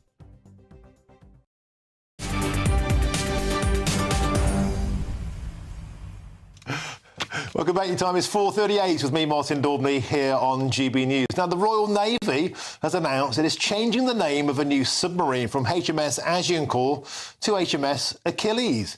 But the former Defence Secretary Grant Shapps branded the move as woke nonsense. Now, this follows reports of concern within the Ministry of Defence that the original name for the vessel may have offended the French. Well, isn't that the point? Well, joining me now to discuss this in the studio is the historian Tony McMahon. Tony, welcome to the show. Hi. The old name was great. Why on earth change it? The fact it's called Agincourt. Explain to GB viewers what Agincourt was and why it might twist the nose of our French cousins. Well, the Battle of Agincourt was back in 1415, but the French have got long memories, you see. And basically, an English army, a plucky English army, defeated a much larger French army. We had our English longbow chaps and our Welsh archers, and we shot them to pieces, basically. Beautiful. And at the time as well, the King of France was insane, so he didn't turn up to the battle, which didn't help either. But we had this very warrior-like English king, Henry V, who went on to be played by Laurence Olivier in one movie, and Kenneth Branagh played him in another. And it's one of those battles that's part of English heritage. It signified the David and the Goliath. It signified the victorious nature of the plucky Brit, which means it was a great name for a submarine because it signified victory in the face of adversity. So why on earth have they changed it? Well, apparently the late Queen, may she rest in peace, said yes to Agincourt. She didn't raise any objections, but our current king felt that it might offend the French. Now, apparently, because it's VE Day this year as well, 80th anniversary and so on, he thought that, you know, President Macron might take a front of a submarine rolled up called Agincourt. Who cares? I know. I mean, then it's going to bring back some bad 600-year-old memories for President Macron of this kind of defeat that they suffered all that time ago. I mean, it is insane, really, because, as you know, Agincourt is a part of our history, and I recommend anybody who doesn't know about Agincourt go and read it. There's a picture on our screen now of this magnificent craft hoving into view, and you know, Britannia rules the waves. I'd like that to pop up just off the coast of Calais. You know, to give Macron something to think about as he nibbles on a croissant. That's the point. It's a display of might. It's a display of defiance. And is this though a concerning issue, Tony McMahon, that the name has been changed by King Charles? Is he going woke? Well, you know, the weird thing is he's changed it to Achilles. And if you know anything about Greek mythology, Achilles, who was a Greek warrior, we're getting very historical today, but he had a weakness, and that was his heel. And the one thing you don't want a submarine to have is a weakness. So I'd hate to be several thousand feet below the ocean surface and discover that the submarine had an Achilles heel. I'd rather be in a submarine called Agincourt, which you know is going to steam ahead because it's named after a great battle, than after some Greek warrior who got shut in the ankle. And Achilles is a name that's defined by a weakness that was exploited. Exactly. That's the point. Yeah, Achilles' heel was slain because of his only weakness. Agincourt was a plucky display of a minority force slaying a bigger force.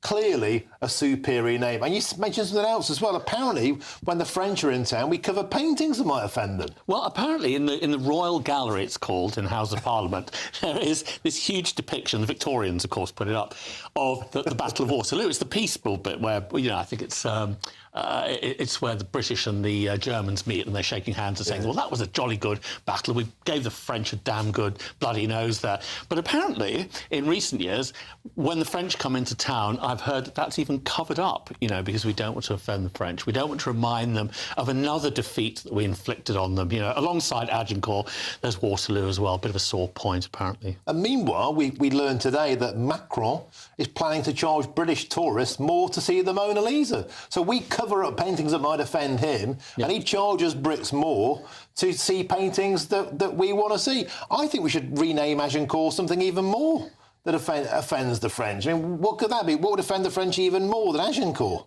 Oh, goodness. I mean, call them Surrender Monkey. We could have HMS Surrender Monkey.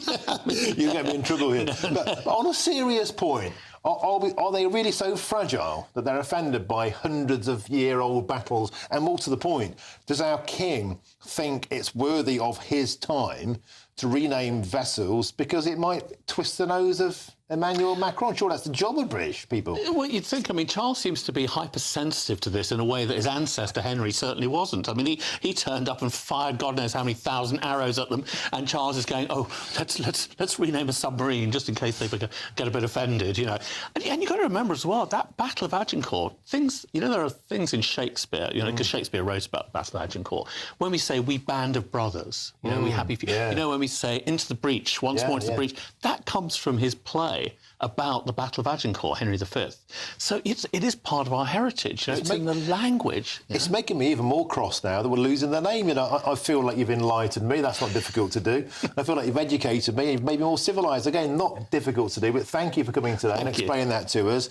And I quite like the name of HMS Surrender Monkey. That might get me in trouble, but you said it first. I better stop there before I get the chain yanked on me. Tony McMahon, magnificent. And we should not be renaming things because it offends the French. Surely any decent nation should pride themselves in offending their neighbours, particularly those that we vanquish because we're better than them. Anyway, let's move on before I get in serious trouble, because if you're in search of some winter sun, here is the forecast. It might not be in France for some of the top European holiday destinations this year.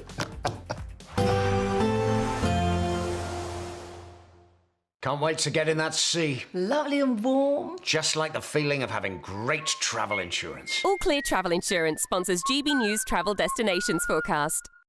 Looking ahead to tomorrow and across southern parts of Europe, there's quite a mixed picture. There is still some rain and even a bit of hill snow around, especially across northern parts of Spain into southern France. Elsewhere across Spain and Portugal, it's actually a bit drier and brighter than it has been recently. And similar across much of Italy for now, although there is some rain around and rain affecting Greece as well. There will be some further dry, bright weather to come as we go through into the weekend, with temperatures around or a touch above average for the time of year. All Clear Travel Insurance sponsors GB News Travel Destinations Forecast. Well, anyway, next, supermarket giant Lidl is opening a boozer in one of their Northern Ireland shops. That sounds fantastic. They're all going to go there and get trolleyed. I'm Martin Daubney on GB News, Britain's news channel. Bosh. It's late.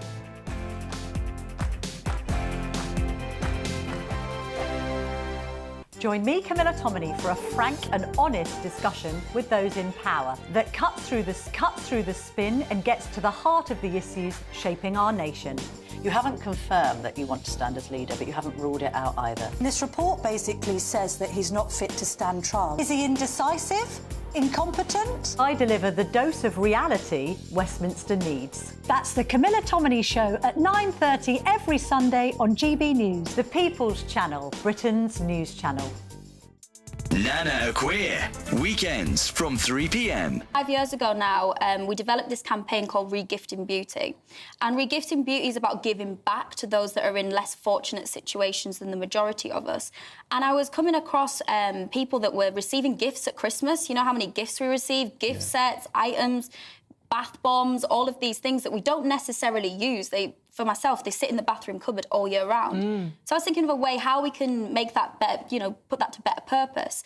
And we developed this campaign 5 years ago called Regifting Beauty. And it's where people can donate unwanted toiletries, sanitary items, skincare, perfumes, and we work with different charities around the country, and they will re-gift them to survivors of domestic abuse. And for years now, it's only really been focused around women. There hasn't really been a male focus. So Ben and I were having conversations, and we were thinking, well, and I was getting comments throughout the years of doing it, saying, why are men excluded from this? Surely it should be applicable to men too. I mean, in the UK, over 700,000 men are suffering with domestic abuse on an annual basis. And a lot of that goes unreported. And there's over 2 million people in the UK that do suffer from some form of domestic abuse, be it physical or psychological, and it's an important topic that we should be discussing. So this campaign is about providing something that may seem trivial, but it restores some level of dignity, and I think that's so important when survivors are just trying to regain aspects of their life. Something so small that maybe sitting in your bathroom cupboard that you're not using could go to such better use. So this year we're launching the Regifting Beauty, the Turnaround Edition, about turning around moments in life and allowing people to have those turnaround moments, which also plays on Ben's, you know, song, Turnaround. Gotta turn it fits in nicely with that. Which I'll be on with you. For the remix, it's all fitting in nicely, isn't it? GB News, the People's Channel. It's Patrick Christie's Tonight, and here we do things differently. It's explaining the absolute madness of this, doesn't it? It's explosive. I mean, this is very good. It's lively. 850. Your government sat there, Sean, and it did nothing. It's controversial. And the Middle East has been in turmoil since before I was born. It's everything you need to kickstart your evening. Everyone's had their Weetabix tonight. I love to see it. That's Patrick Christie's Tonight, weeknights from 9 p.m. Only on GB News, the People's Channel, Britain's news channel.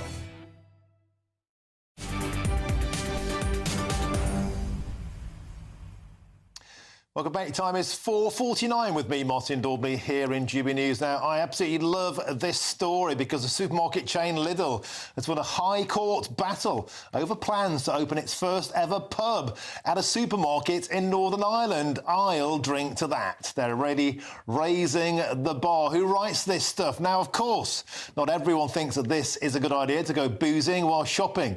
But why don't they just stop whining? And we're joined now by our Northern Ireland reporter, Dougie Beattie. Dougie, as you can probably tell, I'm tremendously excited about the prospect of this. This is right up my street. What could possibly go wrong with going to a supermarket, banging back a few Swifties and then going on a supermarket sweep? Well, I don't think you've thought this through, right, Martin? Actually, since our last conversation, I don't know about you, but there's nothing more intimidating to a fella walking into a bar that's full of women and they've had a few drinks. They soon make a wee boy out of you. Could you imagine going in to do your supermarket shopping and going into that, and never mind husbands being in it, lots of wives and partners who have decided while you've gone off to collect the kids from football, they've popped in to do the shopping. I mean, it'll be Oktoberfest all year round. I mean, think about this. But this came about, this High Court action came about because bars, as you know, right across the UK have been in decline. Now, in Northern Ireland, if you get a licence, you can't apply for a new one. You have to buy a licence that has been surrendered. And Dundonald here has very quickly grown in the last few years. It is now just a suburb of Belfast. And the pub down the road called the Moat closed. And someone pretty ingenious decided, let's buy it and turn the supermarket, have a pub in it. But the objections came because, as well as that being in your licensing laws, you also have licensing laws say in Northern Ireland, if you want to stay open past 11 p.m, you have to serve food or have entertainment. That's why the music scene is so big in Northern Ireland, because many pubs use that. But also, any pub can sell alcohol as an off licence. And the objections came in that really Lidl's was looking to sell alcohol in the aisles. So that brings into the question, how big will this pub be? And will it sell lager? Because most of Northern Ireland's drinks are lager. 1 in 3 pints are Guinness. That's gone up 54% in the last year. And more importantly, people in Northern Ireland are not like the English. They don't go in for a swift pint. They go in for a session. and that could bring, well, I mean, headache tablets is bound to go up. Sales of those are bound to go up. But the really bad thing about it, of course, is what would you be buying and walking out with? And Wood Lidl is always very special for its aisles, its middle aisle and offers. You could end up buying a lawnmower, a chainsaw, whatever that you don't need going out of the supermarket. So maybe a bit of marketing genius. But of course, there is the other point about driving, and this is the only Lidl's that has applied for this, and it's because right beside it is the glider service, a bus that takes you right through Belfast, east, west, south or north Belfast. It has its own lane, etc. right down. So many people will now get the bus here, do their Saturday shopping, and pop back. But as for me, I would be horrified at going to the football match or something and then getting that dreaded phone call that she hasn't bought a washing machine, but she's talking like one, and having to go and get her from the bus stop. So yeah, all quite good on one side, but the most people here in Northern Ireland are watching this with great anticipation, wondering which way it will go. I personally think it's a pretty good idea. Yeah, and you know what? They're taking this seriously. They're investing £410,000 in this branch to kit it out with a boozer. And I reckon your loyalty card, Doogie Beattie, is going to get worn out. I can see you being a frequent flyer. I can see you suddenly taking a renewed interest in the big shop, whereas before there was nothing but contempt for it. Being dragged out in a supermarket on a Saturday, Doogie Beattie will become a thing of the past. You'll be volunteering for it. You'll be leaping like a salmon. And I think men across the land will be replicating that. Doogie Beattie, marvellous. Always a pleasure. Thank you very much there for joining us from Belfast. Now, what I want to quickly show you now is a photograph talking about having a nice little drink. 5 years ago today, we voted to leave the European Union. Here's a picture of myself having a little drinky poo with Nigel Farage. Proud to say, I bought Nigel Farage his first beer as a free, sovereign, independent man. And let's have a quick look at what they're doing inside the European Union chamber. There they are. Look, they joined arms and sang Auld Lang Syne. They were crying tears. We were drinking beers on the winning side as ever. Now, moving on, for years, the government has refused to tell us how many foreigners and ethnic minorities are claiming unemployment benefits in Britain. Well, next, I'll reveal the shocking data they tried to ban. You will not believe it. We've got it for the first time. They're not happy, but we will bring you the truth. That's next. I'm Martin Daubney on GB News, Britain's news channel. Now, here's your weather.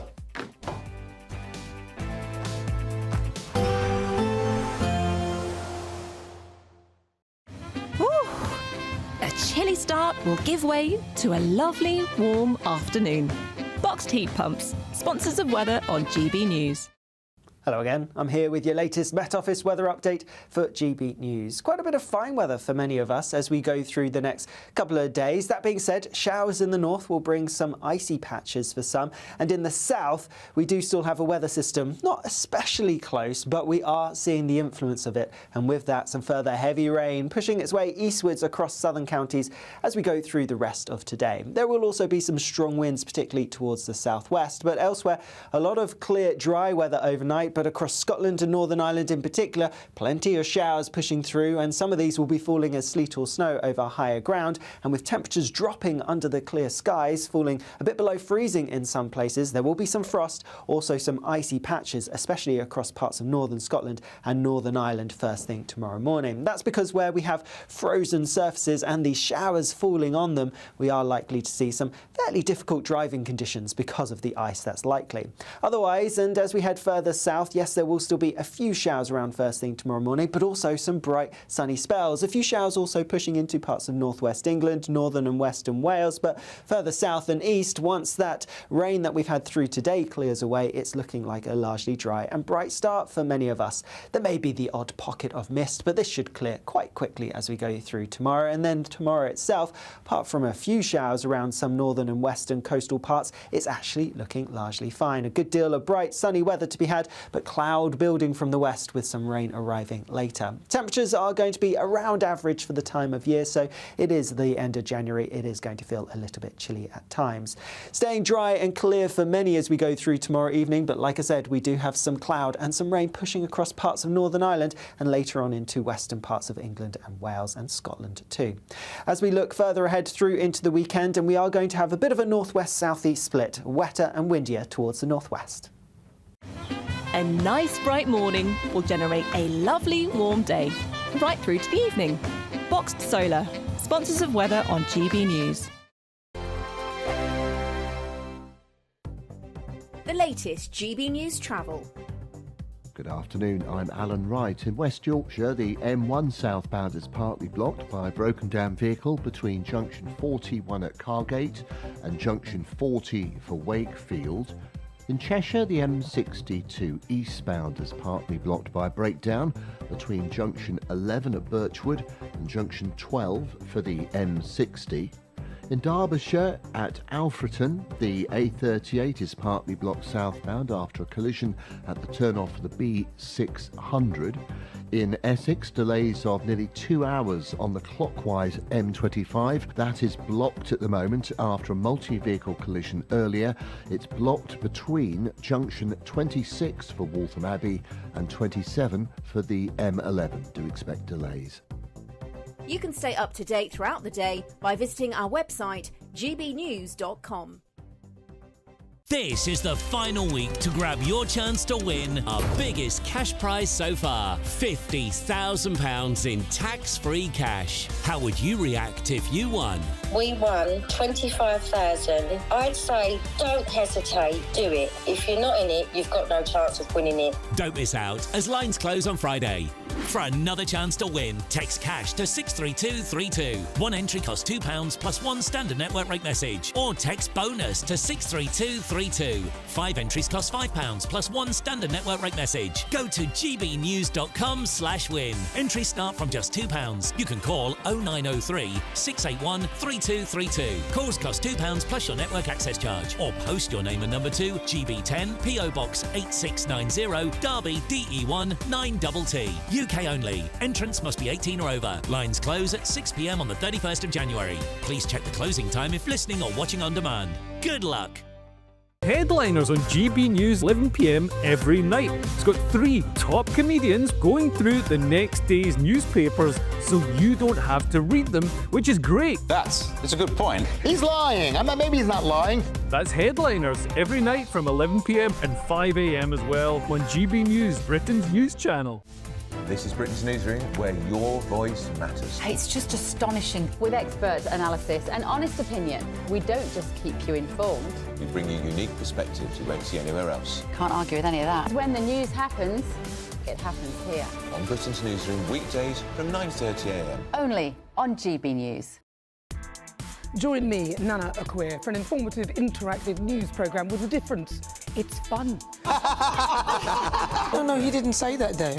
I'm so surprised. I think there's an element of truth to that. Join me from 3 p.m. every weekend, only on GB News, Britain's news channel.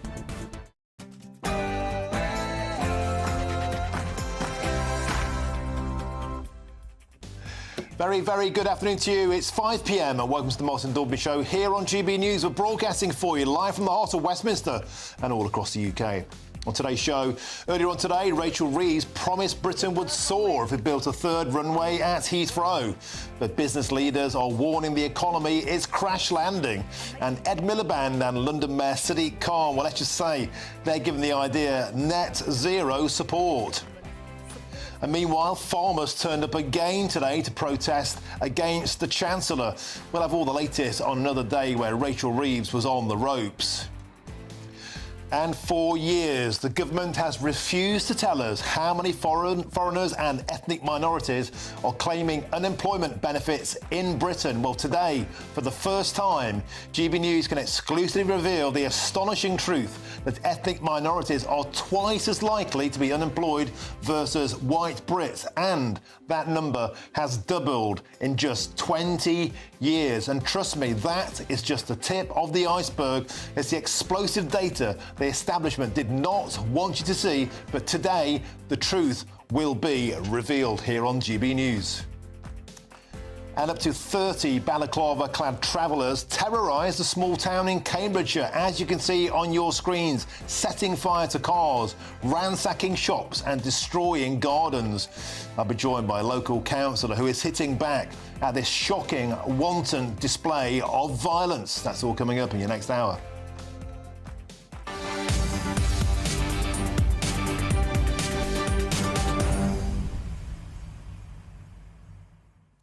Welcome to the show. We are live at 5 and we have an incredible platter of data to serve up to you in a short while. The data the government simply don't want us to be able to publish.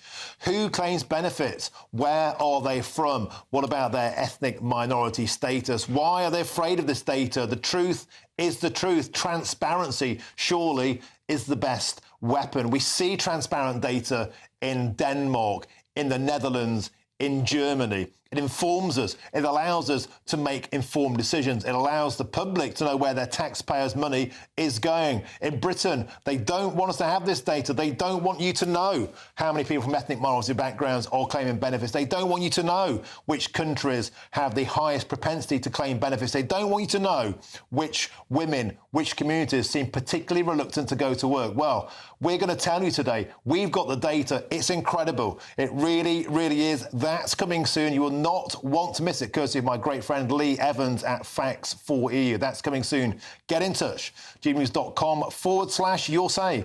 That's your headlines, and here's Tatiana Sanchez.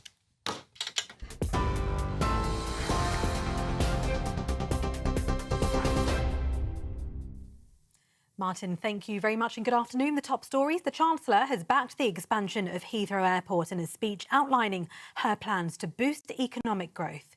Rachel Reeves claims a new runway will connect the UK to the world and open up new opportunities, including creating 100,000 jobs. She also announced plans to create a European Silicon Valley by developing a so-called growth corridor between Oxford and Cambridge. But the Chancellor acknowledged the plans to grow the economy will not come without a fight. I have always been clear that a third runway at Heathrow would unlock further growth, boost investment, increase exports and make the UK more open and more connected.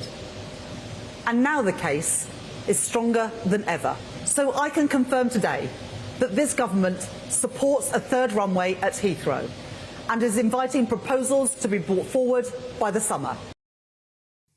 However, Deputy Leader of the Liberal Democrats, Daisy Cooper, says the government are undermining growth. The government has got a blinkered approach to Europe, which is holding back British businesses and undermining growth at the moment. If the government was serious about turbocharging growth in the economy, they would start with the commitment to renegotiate our trading deal with the EU this year and make sure that a bespoke customs union that works for British business is right at its heart. Sir Keir Starmer was challenged over the government's plans for growth at Prime Minister's questions. Kemi Badenoch mainly focused on the Employment Rights Bill, repeatedly asking if it would be dropped because it fails his test for delivering economic growth. The Prime Minister, in a reference to Liz Truss, warned Ms Badenoch she would become the next lettuce, claiming the Conservatives left the economy in a mess. She accused Sir Keir of being anti-growth and of misleading the House. Last week, he misled the House. He was not on top of his own education bill, listening to... Sorry. We can't accuse the Prime Minister of misleading the House. No. We can't do it. I'm sure there's words that you would prefer to use.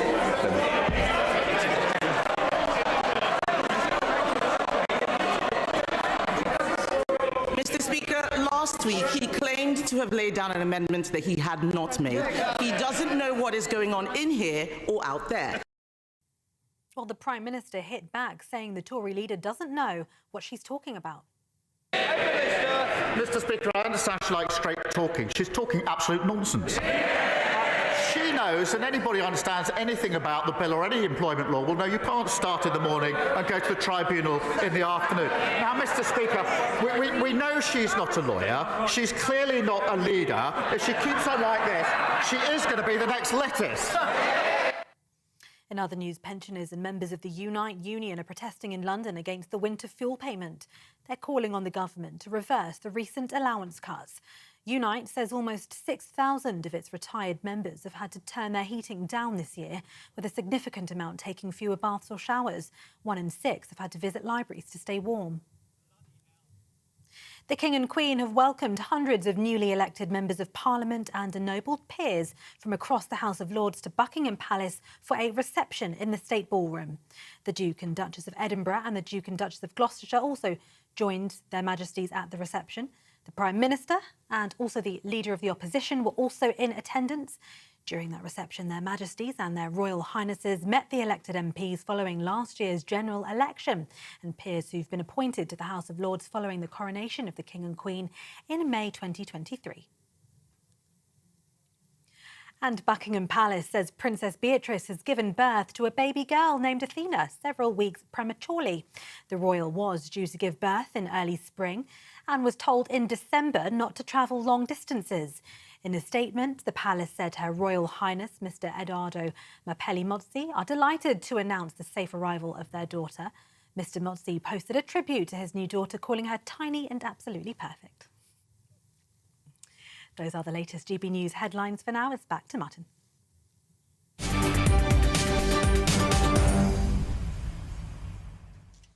Thank you, Tatiana. It's all happening here. Let's kick off with this. Rachel Reeves has refused to rule out further tax rises in the spring as she confirmed the government's backing of Heathrow's third runway in a bid to ignite growth in the British economy. But is the Chancellor on the ropes in other ways? Because joining us now is a man who's caused substantial trouble for Rachel Reeves today. He was at that speech and asked her all the probing questions. That man is Chris Hope, the political editor of GB News. Everything was meant to be about growth. Everything was meant to be about runways, about train lines, about the British Silicon Valley. Chris, you're giving the Chancellor and a few more, I warrant, a tax returns headache. Tell us more. Millions of people are filling in their tax returns now and tomorrow. They're due in by Friday. And how taxation, the increase coming up in April of the national insurance employers tax is definitely an area which needs to be explored. We heard from Rachel Reeves earlier in Siemens. She talked about the immigration white paper to bring down immigration. She talked about how she wants to tackle the disability bill, how she wants to build a train line, more connections between Oxford and Cambridge, a growth corridor, 18 submissions for new towns, and so it goes on. This is a real step change for this government, a boosterish, roaring 20s attempt here by getting the government, the country away from the kind of slough of a bit of depression, frankly, since Labour came in, to recognising the positivity which we know we have in this country. But I want to ask about tax returns. I asked Rachel Reeves the question, which I think is interesting: will she publish her tax return for the past year? And here's what she had to say. Are sending in their tax returns this week to HMRC. You're in charge of it. Will you publish your tax return? Thank you for the reminder to everybody to get their tax returns. We will use that money wisely to invest in infrastructure and grow our economy. Chancellors and Prime Ministers haven't published their tax returns in the past, and I don't have any plans to do so. That there was Rachel Reeves saying that she had no plans to publish it because she said that other chancellors hadn't done so. Well, that was wrong, as we quickly told the Treasury that others had done it in the past. Rishi Sunak as a chancellor, and also Jeremy Hunt. And they changed tune at 2 o'clock. Ping, my phone goes, and we will be publishing Rachel Reeves' tax return for the past financial year. Then I asked Sir Keir Starmer. He'll publish his. But surprisingly, Kevin Badenoch won't publish hers. She says that in opposition, formerly a lot of the opposition didn't publish theirs, but in fact they did. Keir Starmer published his at least twice, and Jeremy Corbyn throughout his time as leader. So I don't quite know why Kevin Badenoch is allowing this to idea that she doesn't want to publish her financial details when everyone else is. Well, because at that point, people would go, well, what have you got to hide? Yeah, I'm sure it's nothing. I mean, sure it's nothing, but I just think, why wouldn't you want to put the pressure on those in charge of our taxes of what they may want to publish in their returns? So tell us why this matters. Yeah, so why it matters? What does it matter about what MPs are spending their money on, where they're earning? I think because these are legislators, they have, in opposition or in government, they have tax policies that impact on people. people. They want to see, well, are you feeling the pain I'm feeling? Are you avoiding tax? Are you evading tax? You know, these things matter. I think post-MP expenses scandal at the Telegraph when I was there, I think there's a feeling that you need to be more open. Nothing to hide here, but here's almost a summary of my tax return. Since I last spoke to you, I have talked to other party leaders. No word yet from Ed Davies' spokesman.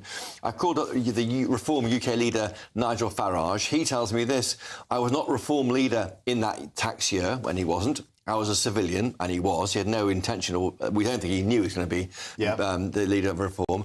I said, well, will you publish your tax return for this financial year? And he says, I'll think about it, but I doubt it. Do they want my inside leg measurements? OK. Inside leg measurements, I don't think we're asking about that. But talking about Reform and measurements, a poll has just landed. Now, on Friday, we broke the news on this show that Reform, for the first time, were polling in front, ahead of both the Labour Party and the Conservative Party. Another poll has just dropped. What does that tell us? A new poll here from Whitestone for the Daily Express, conducted to mark the 5th anniversary of leaving the European Union. You've been speaking about that already. It says here that the Tories are on 20 points, Labour 25 points, Reform 24 points, so 1 point behind where Labour is. But this would suggest that Labour will be 43 seats short of a majority if an election were held immediately, and Reform UK will become the official opposition. This talks the point made by Lord Frost, David Frost, last week, that if one party is clearly ahead of the other, Reform and the Tories, then that should fold into the bigger party. The momentum is with Reform UK. So on Friday, Farage was in pole position. Now he's slipped 1 point behind the Labour Party. But the Tories, it seems to be that the momentum, the trend is the Tories are slowly kind of dissolving away into third place. Would that be fair to say? Looking at this, it's only one poll supporting another poll. They're down 4 points, Reform up 9, Labour down 10. So just broken just now in the past few moments.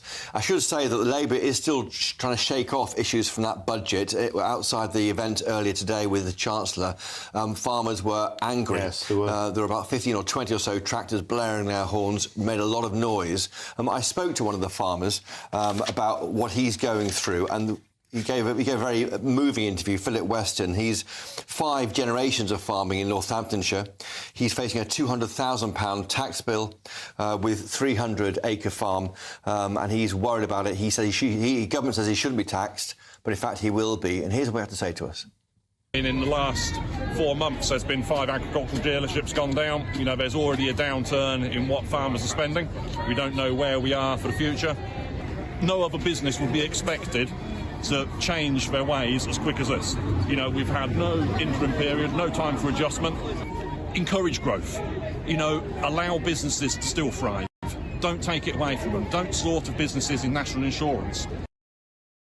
So I found that a very moving interview. Just 2 minutes, but someone you feel he shouldn't be affected by is being told by the government he's not being affected, almost gaslit by the government. But in fact, he's got to find £200,000. He talked there about farmers in their 80s, seriously ill. If they live beyond April 26, they are going to be hit by this tax bill. Do they want that? I mean, there's big choices that are being made in family farms across the country, and that's why I think these protests will not die down anytime soon. It was very moving the way he spoke about the fact that he has to find £200,000. And he said, I'm the precise kind of person that Steve Reid told us would not be impacted, but we are... Fifth generation. Look, we've got a nice breaking news line here, and it's Ryanair CEO, the outspoken Michael O'Leary. He's made a major dig at Rachel Reeves today on Labour's plan for growth. Take a wee listen. Calling on her if she was serious about delivering growth, abolish APD. I get a letter back this week from some dopey junior minister, James Murray, who's the Exchequer Secretary to the Treasury. He helpfully told me that actually the rate of APD increase is only going up by £2 for those flying short-haul economy. That is 1% of an average airfare. £2 is 1% of an average short-haul economy low fare. I don't know what airline this dopey git actually flies on that has economy airfares of £200. If Rachel Rubbish is serious about delivering growth, abolish aviation tax. Well, an expletive-riddled response there, yes. calling the Chancellor Rachel rubbish. I thought we'd be happy about getting a new runway at Heathrow. He's talking about air passenger duty, which we don't know we pay, but as air passengers, we do pay it. The budget in October last year increased air passenger duty for short-haul flights in economy from £13 to £15. If you're Ryanair boss Michael Liu, that bothers you. I once went to Boeing with him in Seattle to where he's buying new planes. He uses the F word liberally all the time. Don't be offended. I wasn't, but maybe Rachel Reeves might be. Chris Hope, magnificent stuff, causing trouble again for all the right people today.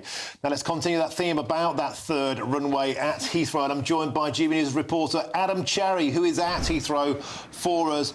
Adam, it's all kicking off about this runway. It's been put forward as clearing for takeoff. Growth in Britain.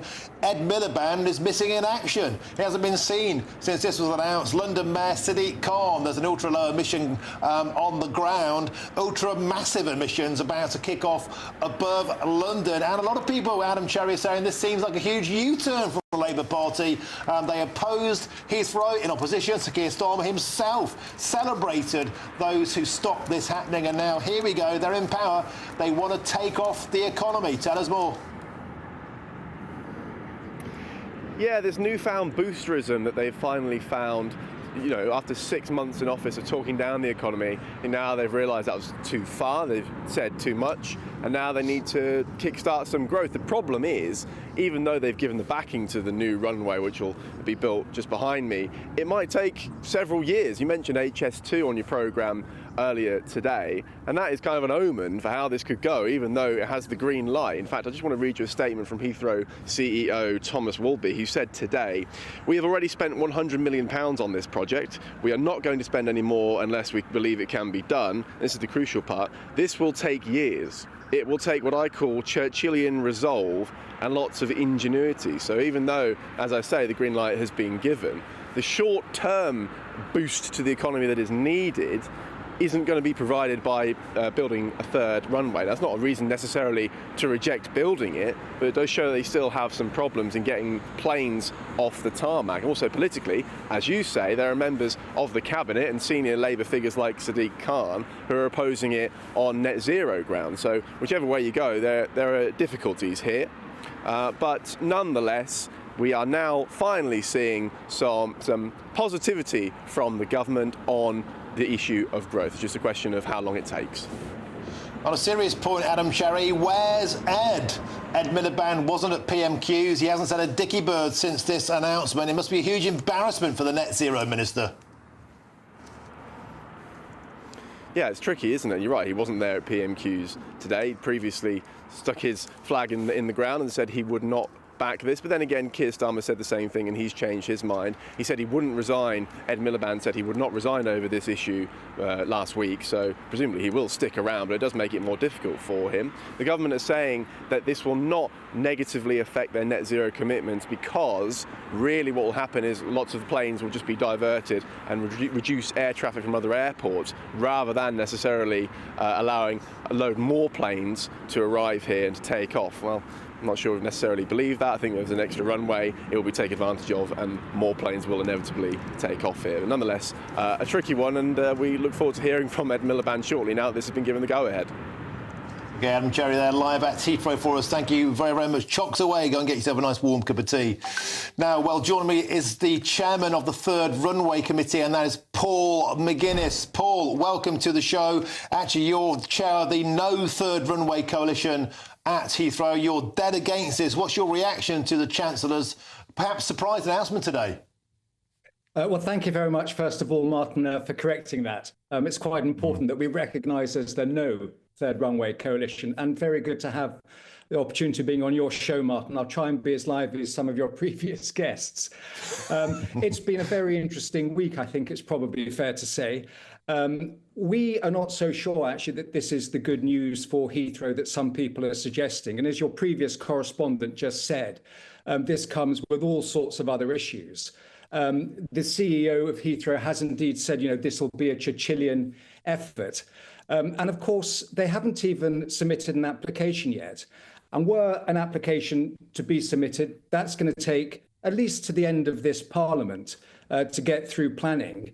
And according to Heathrow's own scheme, it'll take about 15 years of disruptive construction to get anywhere. Our sense overall with the aggregate package that Rachel Reeves has announced, including expansions at Gatwick and Luton, which added to those at Stansted and London City mean an extra 60 million passengers per year in the southeast. We suspect that this actually slightly undermines the case for Heathrow expansion and probably makes it less likely that it will happen. But we understand that this is all a bit of political theatre and that the government is trying to correct possibly the impression that it was being a bit depressive on the economy. And it may well have indeed chosen what has become the fabled mission impossible when it comes to infrastructure. But there are reasons why it's a mission impossible. And I think it will continue to be a mission impossible. And it all comes down to the geographical location of Heathrow Airport, which lies bang smack in the middle of the most densely packed residential region in the country. OK, we have to leave it there. Thank you very much for your impassioned response. That's the chairman of the No Third Runway Coalition, Paul McGuinness. However, on a contrary point, the former Labour spokesman, James Matthewson, he supports Labour's plans to build. Do this. So it's reassuring to see that this is one of the projects that they're committed to, because it's important that you raise the hypocrisy or supposed hypocrisy of this model. I understand that. I understand the question. But it's a good thing. It's a good thing that governments can change their minds, that politicians can reassess data and information, and that projects can change and things can become better and new tests can be applied to them. Because that's what's happened here. And they've been able to say, OK, well, if these new tests are met, then we'll be able to back this project, which is much needed, because in the landscape, in the world at the moment, I mean, in the time frame that Gordon Brown first passed this project, which was 2009, I think, like 15 years ago, right? In that time, China has built 136 airports. Never mind new runways. So, if we're talking about the world as a whole and pollution and contribution towards climate issues, of course there needs to be tests and challenges made, but we need to be building things in this country. And the whole Labour Party economic vision in government is about growth and the benefit of that. OK, now coming up next, do Brits want Trump-style policies over here in the UK? It seems they do. I'll have the latest stats on that next. I'm Martin Daubney on GB News, Britain's news channel.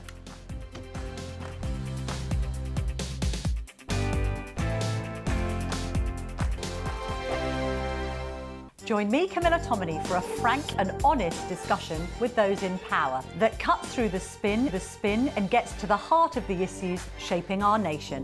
You haven't confirmed that you want to stand as leader, but you haven't ruled it out either. This report basically says that he's not fit to stand trial. Is he indecisive? Incompetent? I deliver the dose of reality Westminster needs. That's the Camilla Tominey Show at 9:30 every Sunday on GB News, the People's Channel, Britain's news channel. Sunday with Michael Portillo from 11, only on GB News. Well, specialist from Woolley & Wallace Auction House, Alexandra Aguilar, joins me now. Alexandra, how lovely to see you. And I wonder whether you were going to bring the jewellery in. You're actually wearing the jewellery. So shall we begin with the bracelet? Right, so it's a diamond line bracelet, as you can see. It's really a beautiful thing. It's made of 27 diamonds with a yellow tint, and they are mounted on yellow gold, and it's really a beautiful, beautiful piece. But there's more to it, and as you mentioned, it's the provenance. It comes from the collection of Elizabeth Taylor, really one of the queens of Hollywood, and it was given to her by Michael Jackson. Have you any idea why Michael Jackson gave her such a magnificent gift? They were very, very good friends. They were friends for over 20 years, and he knew her love for diamonds, for jewelry, and we know that they exchanged many presents, including this fantastic bracelet. Would that have been made new at that time? Yes, I believe so. We're talking, what, about the 1970s or something like that? Oh, maybe a little bit later. Later, 80s? Yes, that's right. But what's particularly interesting about this one is all the 27 diamonds have the same color. And it's very difficult to find stones with the same color, with the same yellow tint. So it makes it particularly beautiful and particularly special. Why do you think it will go for about £70,000? It's well, it is a beautiful piece. It's very wearable, as you can see, and there is the provenance is amazing. Jewelry from the collection of Elizabeth Taylor is very sought after, of course. GB News, the People's Channel.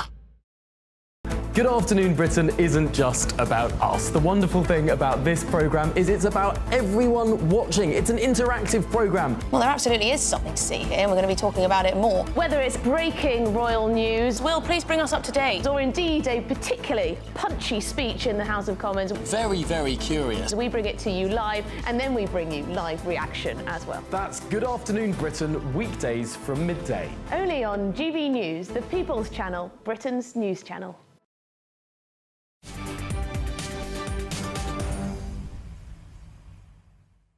Welcome back. Your time is 5:26 with me, Martin Daubney, here on GB News. Now, new polling, it reveals that British political attitudes may be more closely aligned with Donald Trump's agenda than previously thought, because the data suggests that most voters think that we should put the British national interest first. 32% of voters are in favour of returning the Elgin marbles to Greece, and 22% of voters are against the Chagos plan. It just goes to show that people actually want nation-first policies and they want to take care of Britain. Let's discuss their findings now with the head of political and social research at Opinium, and that is Adam Drummond. Adam, welcome to the show. Perhaps surprising here, we're always told that Donald Trump's policies are populist, they're nation-first, and guess what? Populist seems to be quite popular. Yeah, so we tested a range of different statements from Trump's inaugural address. And the interesting thing was, first of all, as you said, populism, it tends to be popular. So a lot of the statements that we had were the kind of, mom and apple pie type statements you could easily imagine, Kamala Harris or Joe Biden saying. There's a number of other ones which I think were a little bit more interesting, in that when we asked about declaring a national emergency in the Channel instead of the Mexican border, you UKify the statements that we had. We have strong agreement with that. And I don't think that's really that surprising, in that if you look at any polling about immigration and illegal immigration, people in the UK are not big fans of illegal immigration. Even people with quite liberal attitudes towards the issue think illegal migration is bad, and declaring an emergency sounds like you're taking that seriously. So I don't think that's terribly surprising. I also don't think it's terribly surprising that people, when you ask them, are in favour of governments putting their national interests first. That's what governments are supposed to do. That's what they're for. So again, in terms of anything that's that surprising, I think what was more interesting was things like, if you combine various different framings that Trump uses together, you can actually get a big minority of Green Party voters to say that they want to get rid of net zero, as long as you promise them a thriving car industry. So the exercise was really about framing different arguments and policies, and what we found was that, yes, they're quite powerful. But do you think that this notion of putting a nation first used to be considered dirty, racist, right-wing, fascistic even, the way some people framed it with Donald Trump? But when you actually almost remove his name from it, remove the delivery, get rid of the messenger, if you like, but say, actually, what about the message? Keeping borders safe, making life more affordable, people seem to be much more receptive to a sort of Trumpian style delivery this side of the pond. I think it's important to separate out those different elements there. So again, as I said, it's quite rare, I think, to find anybody who thinks that governments shouldn't put their nation first.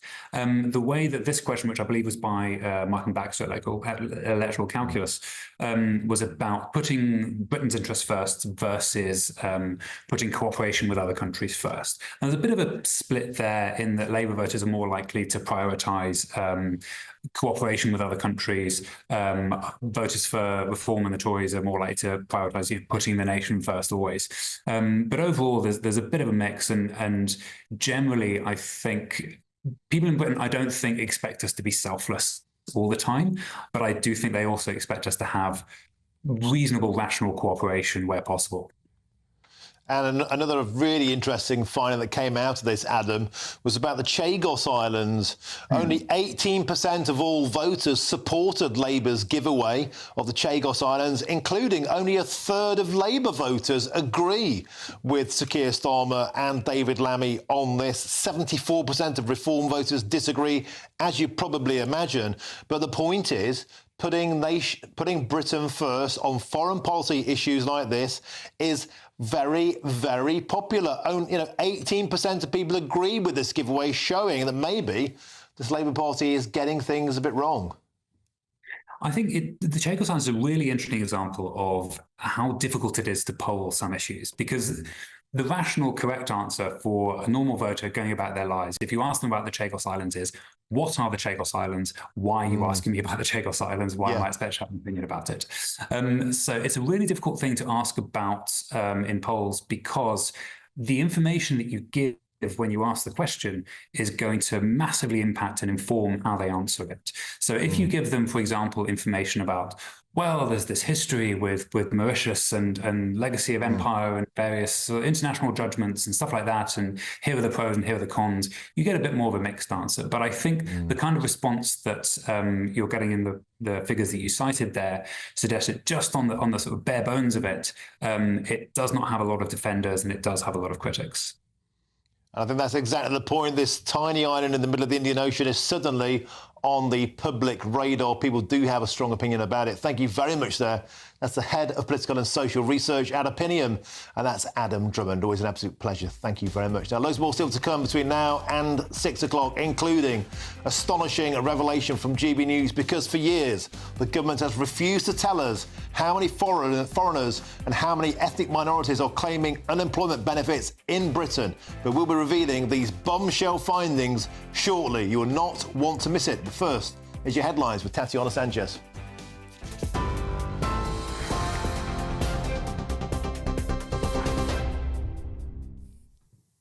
Thank you very much. The top stories this hour. The Chancellor has backed the expansion of Heathrow Airport in a speech outlining her plans to boost economic growth.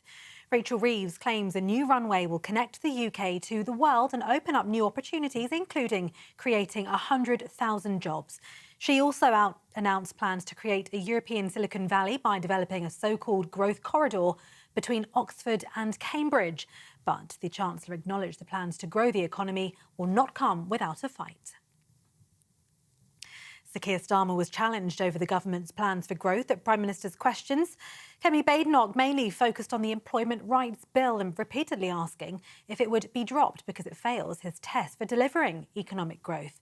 The Prime Minister, in a reference to Liz Truss, warned Ms Badenoch she'd become the next Lettuce, claiming the Conservatives left the economy in a mess. She accused Sir Keir of being anti-growth and of misleading the House. It is business that creates growth. Our economy is built by entrepreneurs, risk takers, and the hard graft of working people. They know that you can't tax your way to growth. You can't borrow your way to growth. You can't legislate your way to growth. Other countries are serious about freeing business from red tape. President Trump is doing it in America. Argentina is taking a chainsaw to regulations. Even the EU is not going as far as this left-wing government. This bill will put us at the bottom of the pack. Add it to the jobs tax, the family business tax. It's no wonder wealth creators are fleeing Britain in droves. The Prime Minister hit back, saying the Tory leader doesn't know what she's talking about. Mr. Speaker, I understand she likes straight talking. She's talking absolute nonsense. She knows, and anybody who understands anything about the bill or any employment law will know you can't start in the morning and go to the tribunal in the afternoon. Now, Mr. Speaker, we know she's not a lawyer. She's clearly not a leader. If she keeps on like this, she is going to be the next Lettuce. And the King and Queen have welcomed hundreds of newly elected members of Parliament and ennobled peers from across the House of Lords to Buckingham Palace for a reception in the State Ballroom.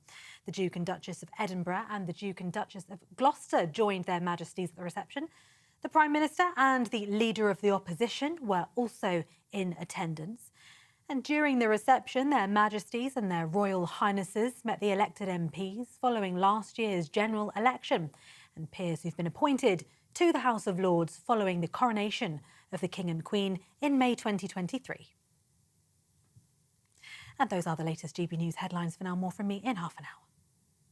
For the very latest GB News direct to your smartphone, sign up to News Alerts by scanning the QR code or go to gbnews.com/alerts.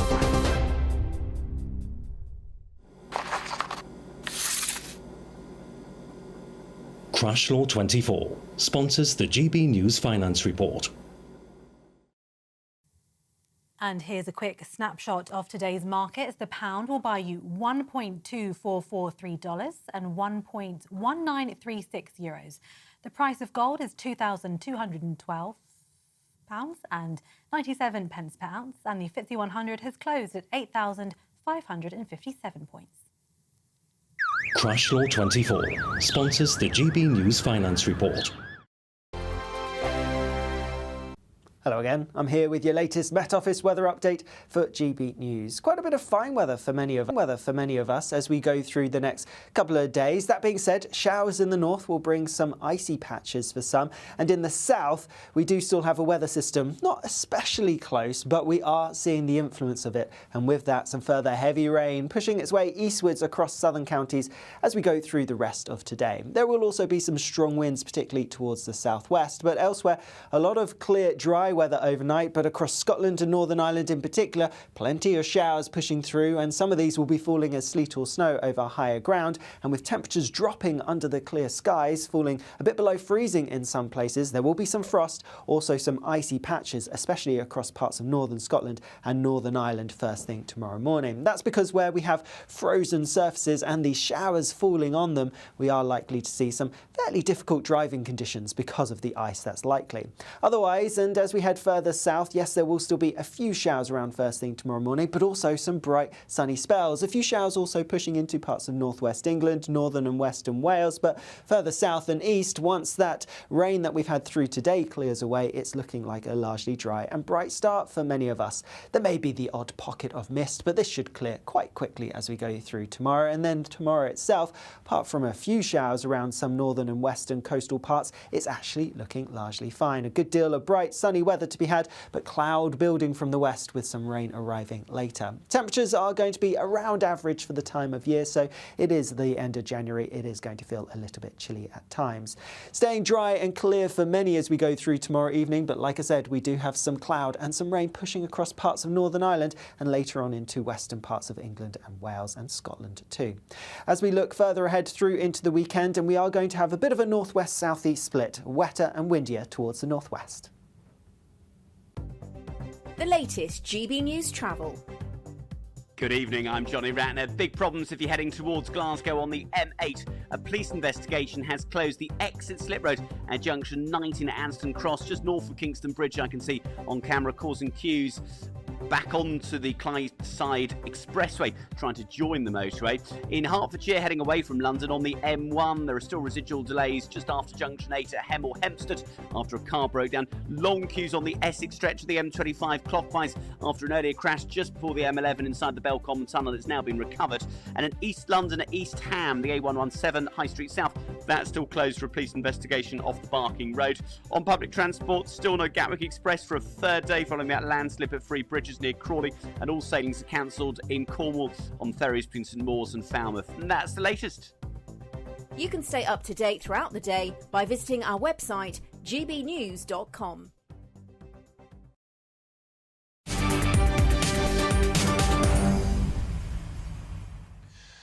Welcome back. Your time is 5:39 with me, Martin Daubney, here on GB News. Now, a group of masked travellers, balaclava-clad travellers, have been accused of terrorising a town by ripping up gardens, setting cars on fire and ransacking local shops.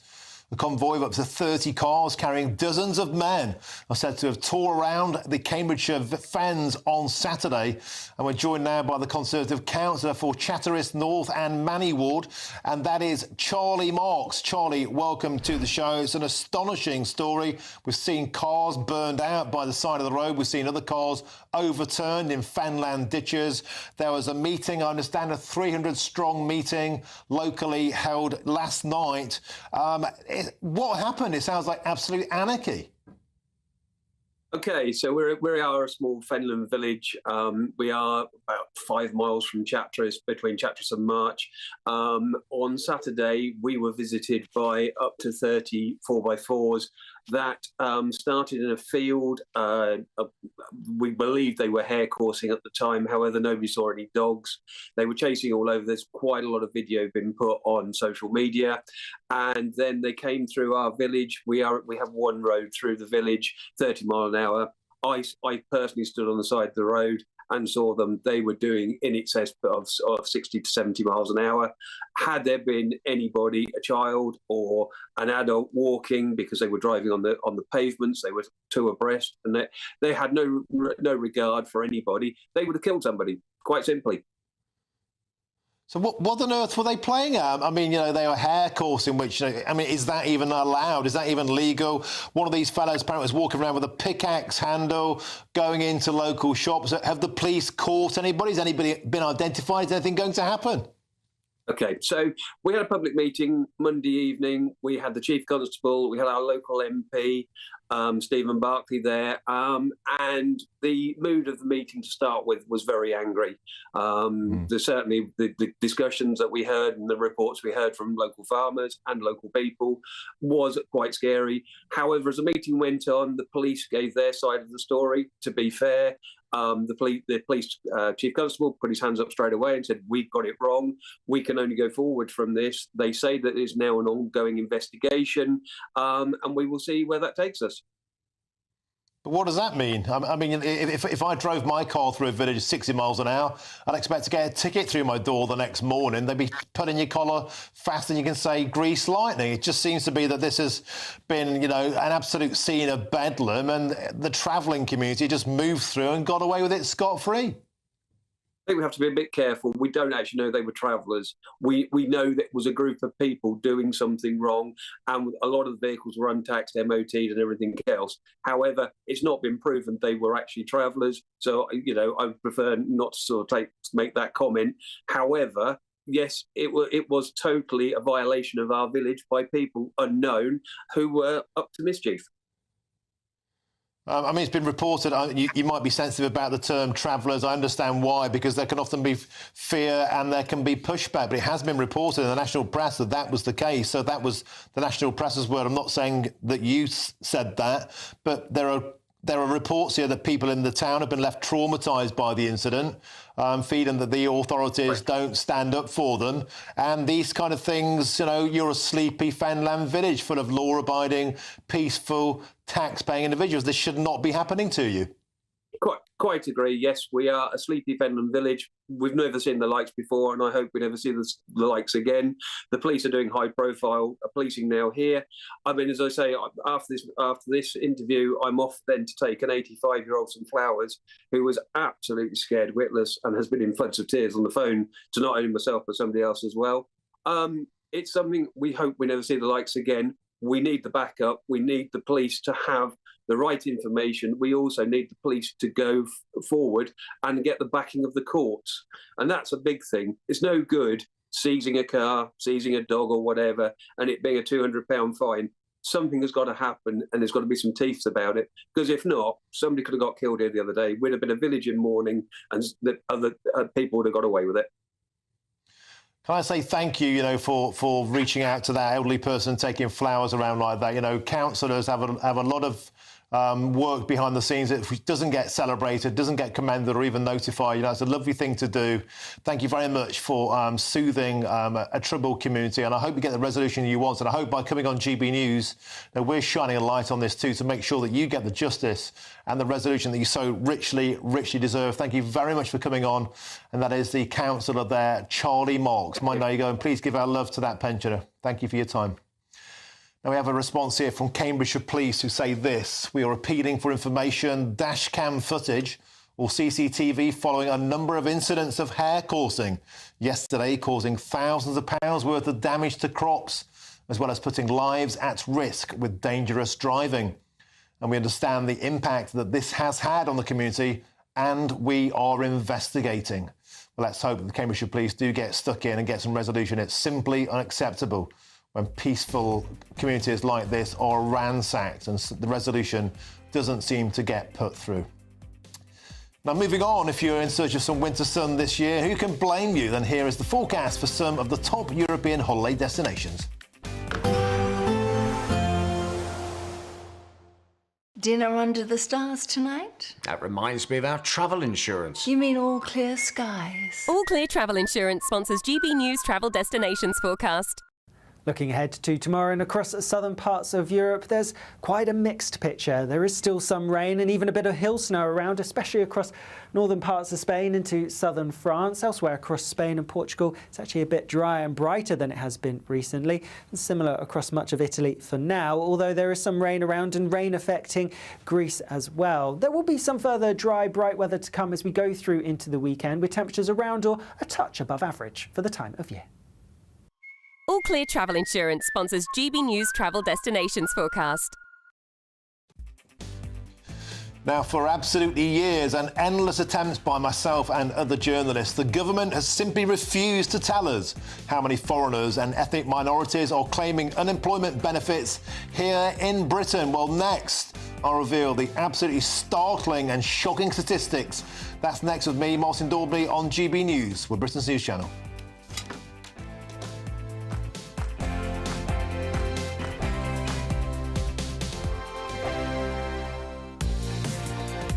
Mornings don't have to be tiresome, especially if you have the right company. Wake up to news as it happens, opinion and debate, and of course, a little bit of entertainment too. Because when the kettle's on, we're on. That's Breakfast on GB News, a show worth waking up for. Every morning from 6 a.m. Only on the People's Channel, Britain's news channel. We'll spread the news, you spread the word. I'm Jacob Rees-Mogg and this is GB News, Britain's news channel.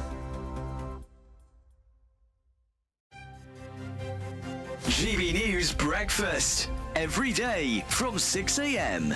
It's the body image thing that concerns me. It's young girls watching Love Island and really skinny girls and young boys hit the gym after this. Yeah, exactly. I mean, they're seeing perfect bodies on the screen. You don't need to go in the gym, Maymoon. You look gorgeous as you are, love. I know. You see, the reason I don't enter anything like that, Kerry, is you know you're gonna win. Exactly. And it's not fair. It's not fair, I think, on everybody else being there. It's not fair. No. But Kerry, what do you think about the body image thing? You know, when you talk about your daughter, is that something that you'd worry about, her comparing herself to the likes of what she sees on the screen? Now, this is where there's a conflict of interest for me because I've been brought up in this industry since I was 17, so it's massively affected me. I mean, when you're put on the front cover of magazines after having a baby with a stretch mark in the circle of shame, you know, it does do a psychological effect on you. I think a lot of celebrities who have been around for so many years as I have been affected by that. But everyone has to bear in mind, I've had my children.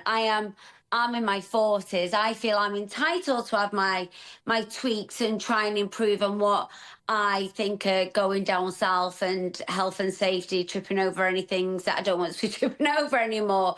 But I definitely do believe, I mean, majority of the young girls that go on Love Island, they all have the same big lips, the same big eyelashes, all the butt implants, and the barely in their 20s. You know, it's if you go to the airport now, I remember going to the airport and I looked around and all the girls looked exactly the same. GB News, the People's Channel.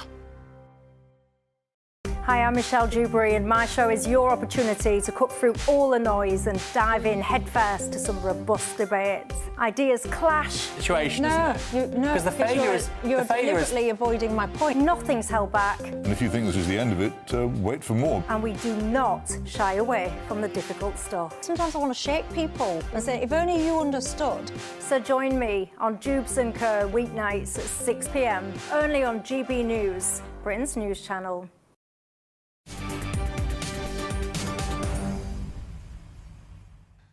Welcome back. Your time is 5:49, approaching 10 to 6 with me, Martin Daubney, here on GB News. Now, for years, the government has simply refused to tell us how many foreigners and ethnic minorities are claiming unemployment benefits in Britain. Well, today, for the first time, GB News can exclusively reveal that ethnic minorities are twice as likely to be unemployed as white Brits. And that number has doubled in the past 20 years alone. Now, let's get a few graphs on screen now. Trying to get our guest up, Lee Evans from Facts for EU. If we can't get him, I'm going to talk you through the data. There it is on your screen. This shows us the startling facts. And by the way, this is official data. This is the Office of National Statistics data, deep dived and cross-referenced over 20 years across unemployment benefits, across different nationalities, across different ethnicities within our population and from outside, and also of gender. Let's start on this graph. This tells us something quite astonishing. You can see there on the left of your screen, going back to 2004. When 16.6% of all unemployment benefits in Britain were given to persons of ethnic origin. That's any ethnic minority. And then look how that takes off over to your right. Currently, in 2024, and with in particular since the Boris Johnson government there, it's rocketed, it's doubled, in fact, to 33.2% of all unemployment benefits now go to ethnic minorities. Now, it's important to note here, now, the ethnic minority population in Britain, if you look at British census data, is around about 18%. 18% claiming 33%. That's roughly double. You're roughly twice as likely to be on unemployment benefits if you're an ethnic minority in Britain. Let's go on now to our second graph. This is where things get very, very interesting. This is the unemployment rates vary significantly between ethnic groups and different nationalities. Over on the right-hand side there, that is the white British population. 3.5% of Brits typically are on unemployment benefits. 3.5%. Over on the left-hand side there, at the top, Pakistanis. Pakistanis are 9.8% of them are on unemployment benefits. That makes them 3 times more likely to claim unemployment benefits than white Britons. And the same is true for mixed or multiple ethnicity, on also 9.8 moving through. We have black Africans on 7.9%, Bangladeshis on 7.2%, Indians on 5.1%, and Chinese on 7.2%. You can see they're all twice as likely to claim benefits as white Britons. And now let's move on to something simply astonishing. Our third chart here, and this is from my friends at Facts for EU. They've done a huge amount of work on this. It's taken them months. Look at this. When we look at it by gender, we can see it is mixed, multiple ethnicity women, 16.4% of them on benefits versus 3.3% white women. That means that mixed, multiple ethnicity and Pakistani women are 5 times more likely to be claiming benefits than white Britons. What is going on here? We seem to have a huge amount of Pakistani and mixed ethnicity women staying at home and not working at a rate of 5 times that of the British white population. Now, we've got a statement to read out here from the Department of Work and Pensions. And we've been trying to get this data from them for months and months and months, and they simply won't release it. They say they don't have it. Well, my friend Lee Evans here at Facts for EU has done a deep dive, and that data does exist. Is it just because they don't want to give it to us? Here's their statement. The Department of Work and Pensions says this: they don't recognise these statistics. As they say, comparisons of unemployment rates cannot be made from 2004 with the unemployment rate in 2024. And they say the data hasn't been reweighted to reflect population changes, and that it would be for the ONS to reweight that data to series to allow the comparison. Lee Evans, by the way, I want to put this to him. He says that that's not the case. He said that he has weighted it. And here's my message to you, Department of Work and Pensions, ONS. If you've got the data and we're wrong, send us your data. What are you afraid of? I'll have it on the show tomorrow. That's all from me. Don't worry, Judes & Co. is up next. And also Farage is later. How's your weather? It's been a great show. Take care. Cheers.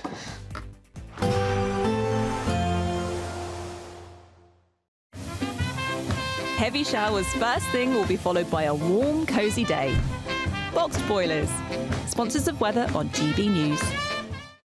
Hello again, I'm here with your latest Met Office weather update for GB News. Quite a bit of fine weather for many of us as we go through the next couple of days. That being said, showers in the north will bring some icy patches for some, and in the south we do still have a weather system, not especially close, but we are seeing the influence of it, and with that some further heavy rain pushing its way eastwards across southern counties as we go through the rest of today. There will also be some strong winds, particularly towards the southwest, but elsewhere a lot of clear, dry weather overnight. But across Scotland and Northern Ireland in particular, plenty of showers pushing through, and some of these will be falling as sleet or snow over higher ground. And with temperatures dropping under the clear skies, falling a bit below freezing in some places, there will be some frost, also some icy patches, especially across parts of northern Scotland and Northern Ireland first thing tomorrow morning. That's because where we have frozen surfaces and these showers falling on them, we are likely to see some fairly difficult driving conditions because of the ice that's likely.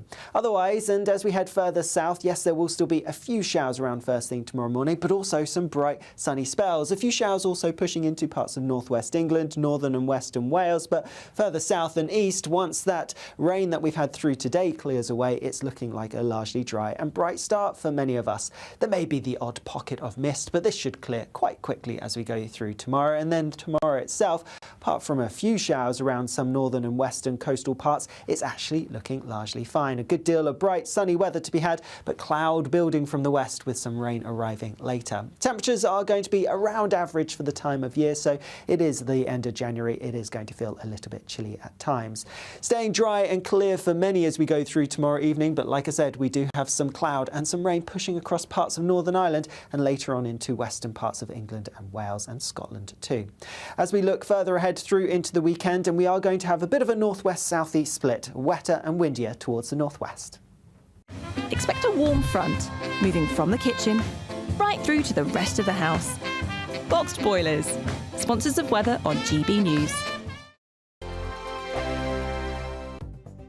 The latest GB News travel. Good evening, I'm Johnny Ratner. Big Problems Festival in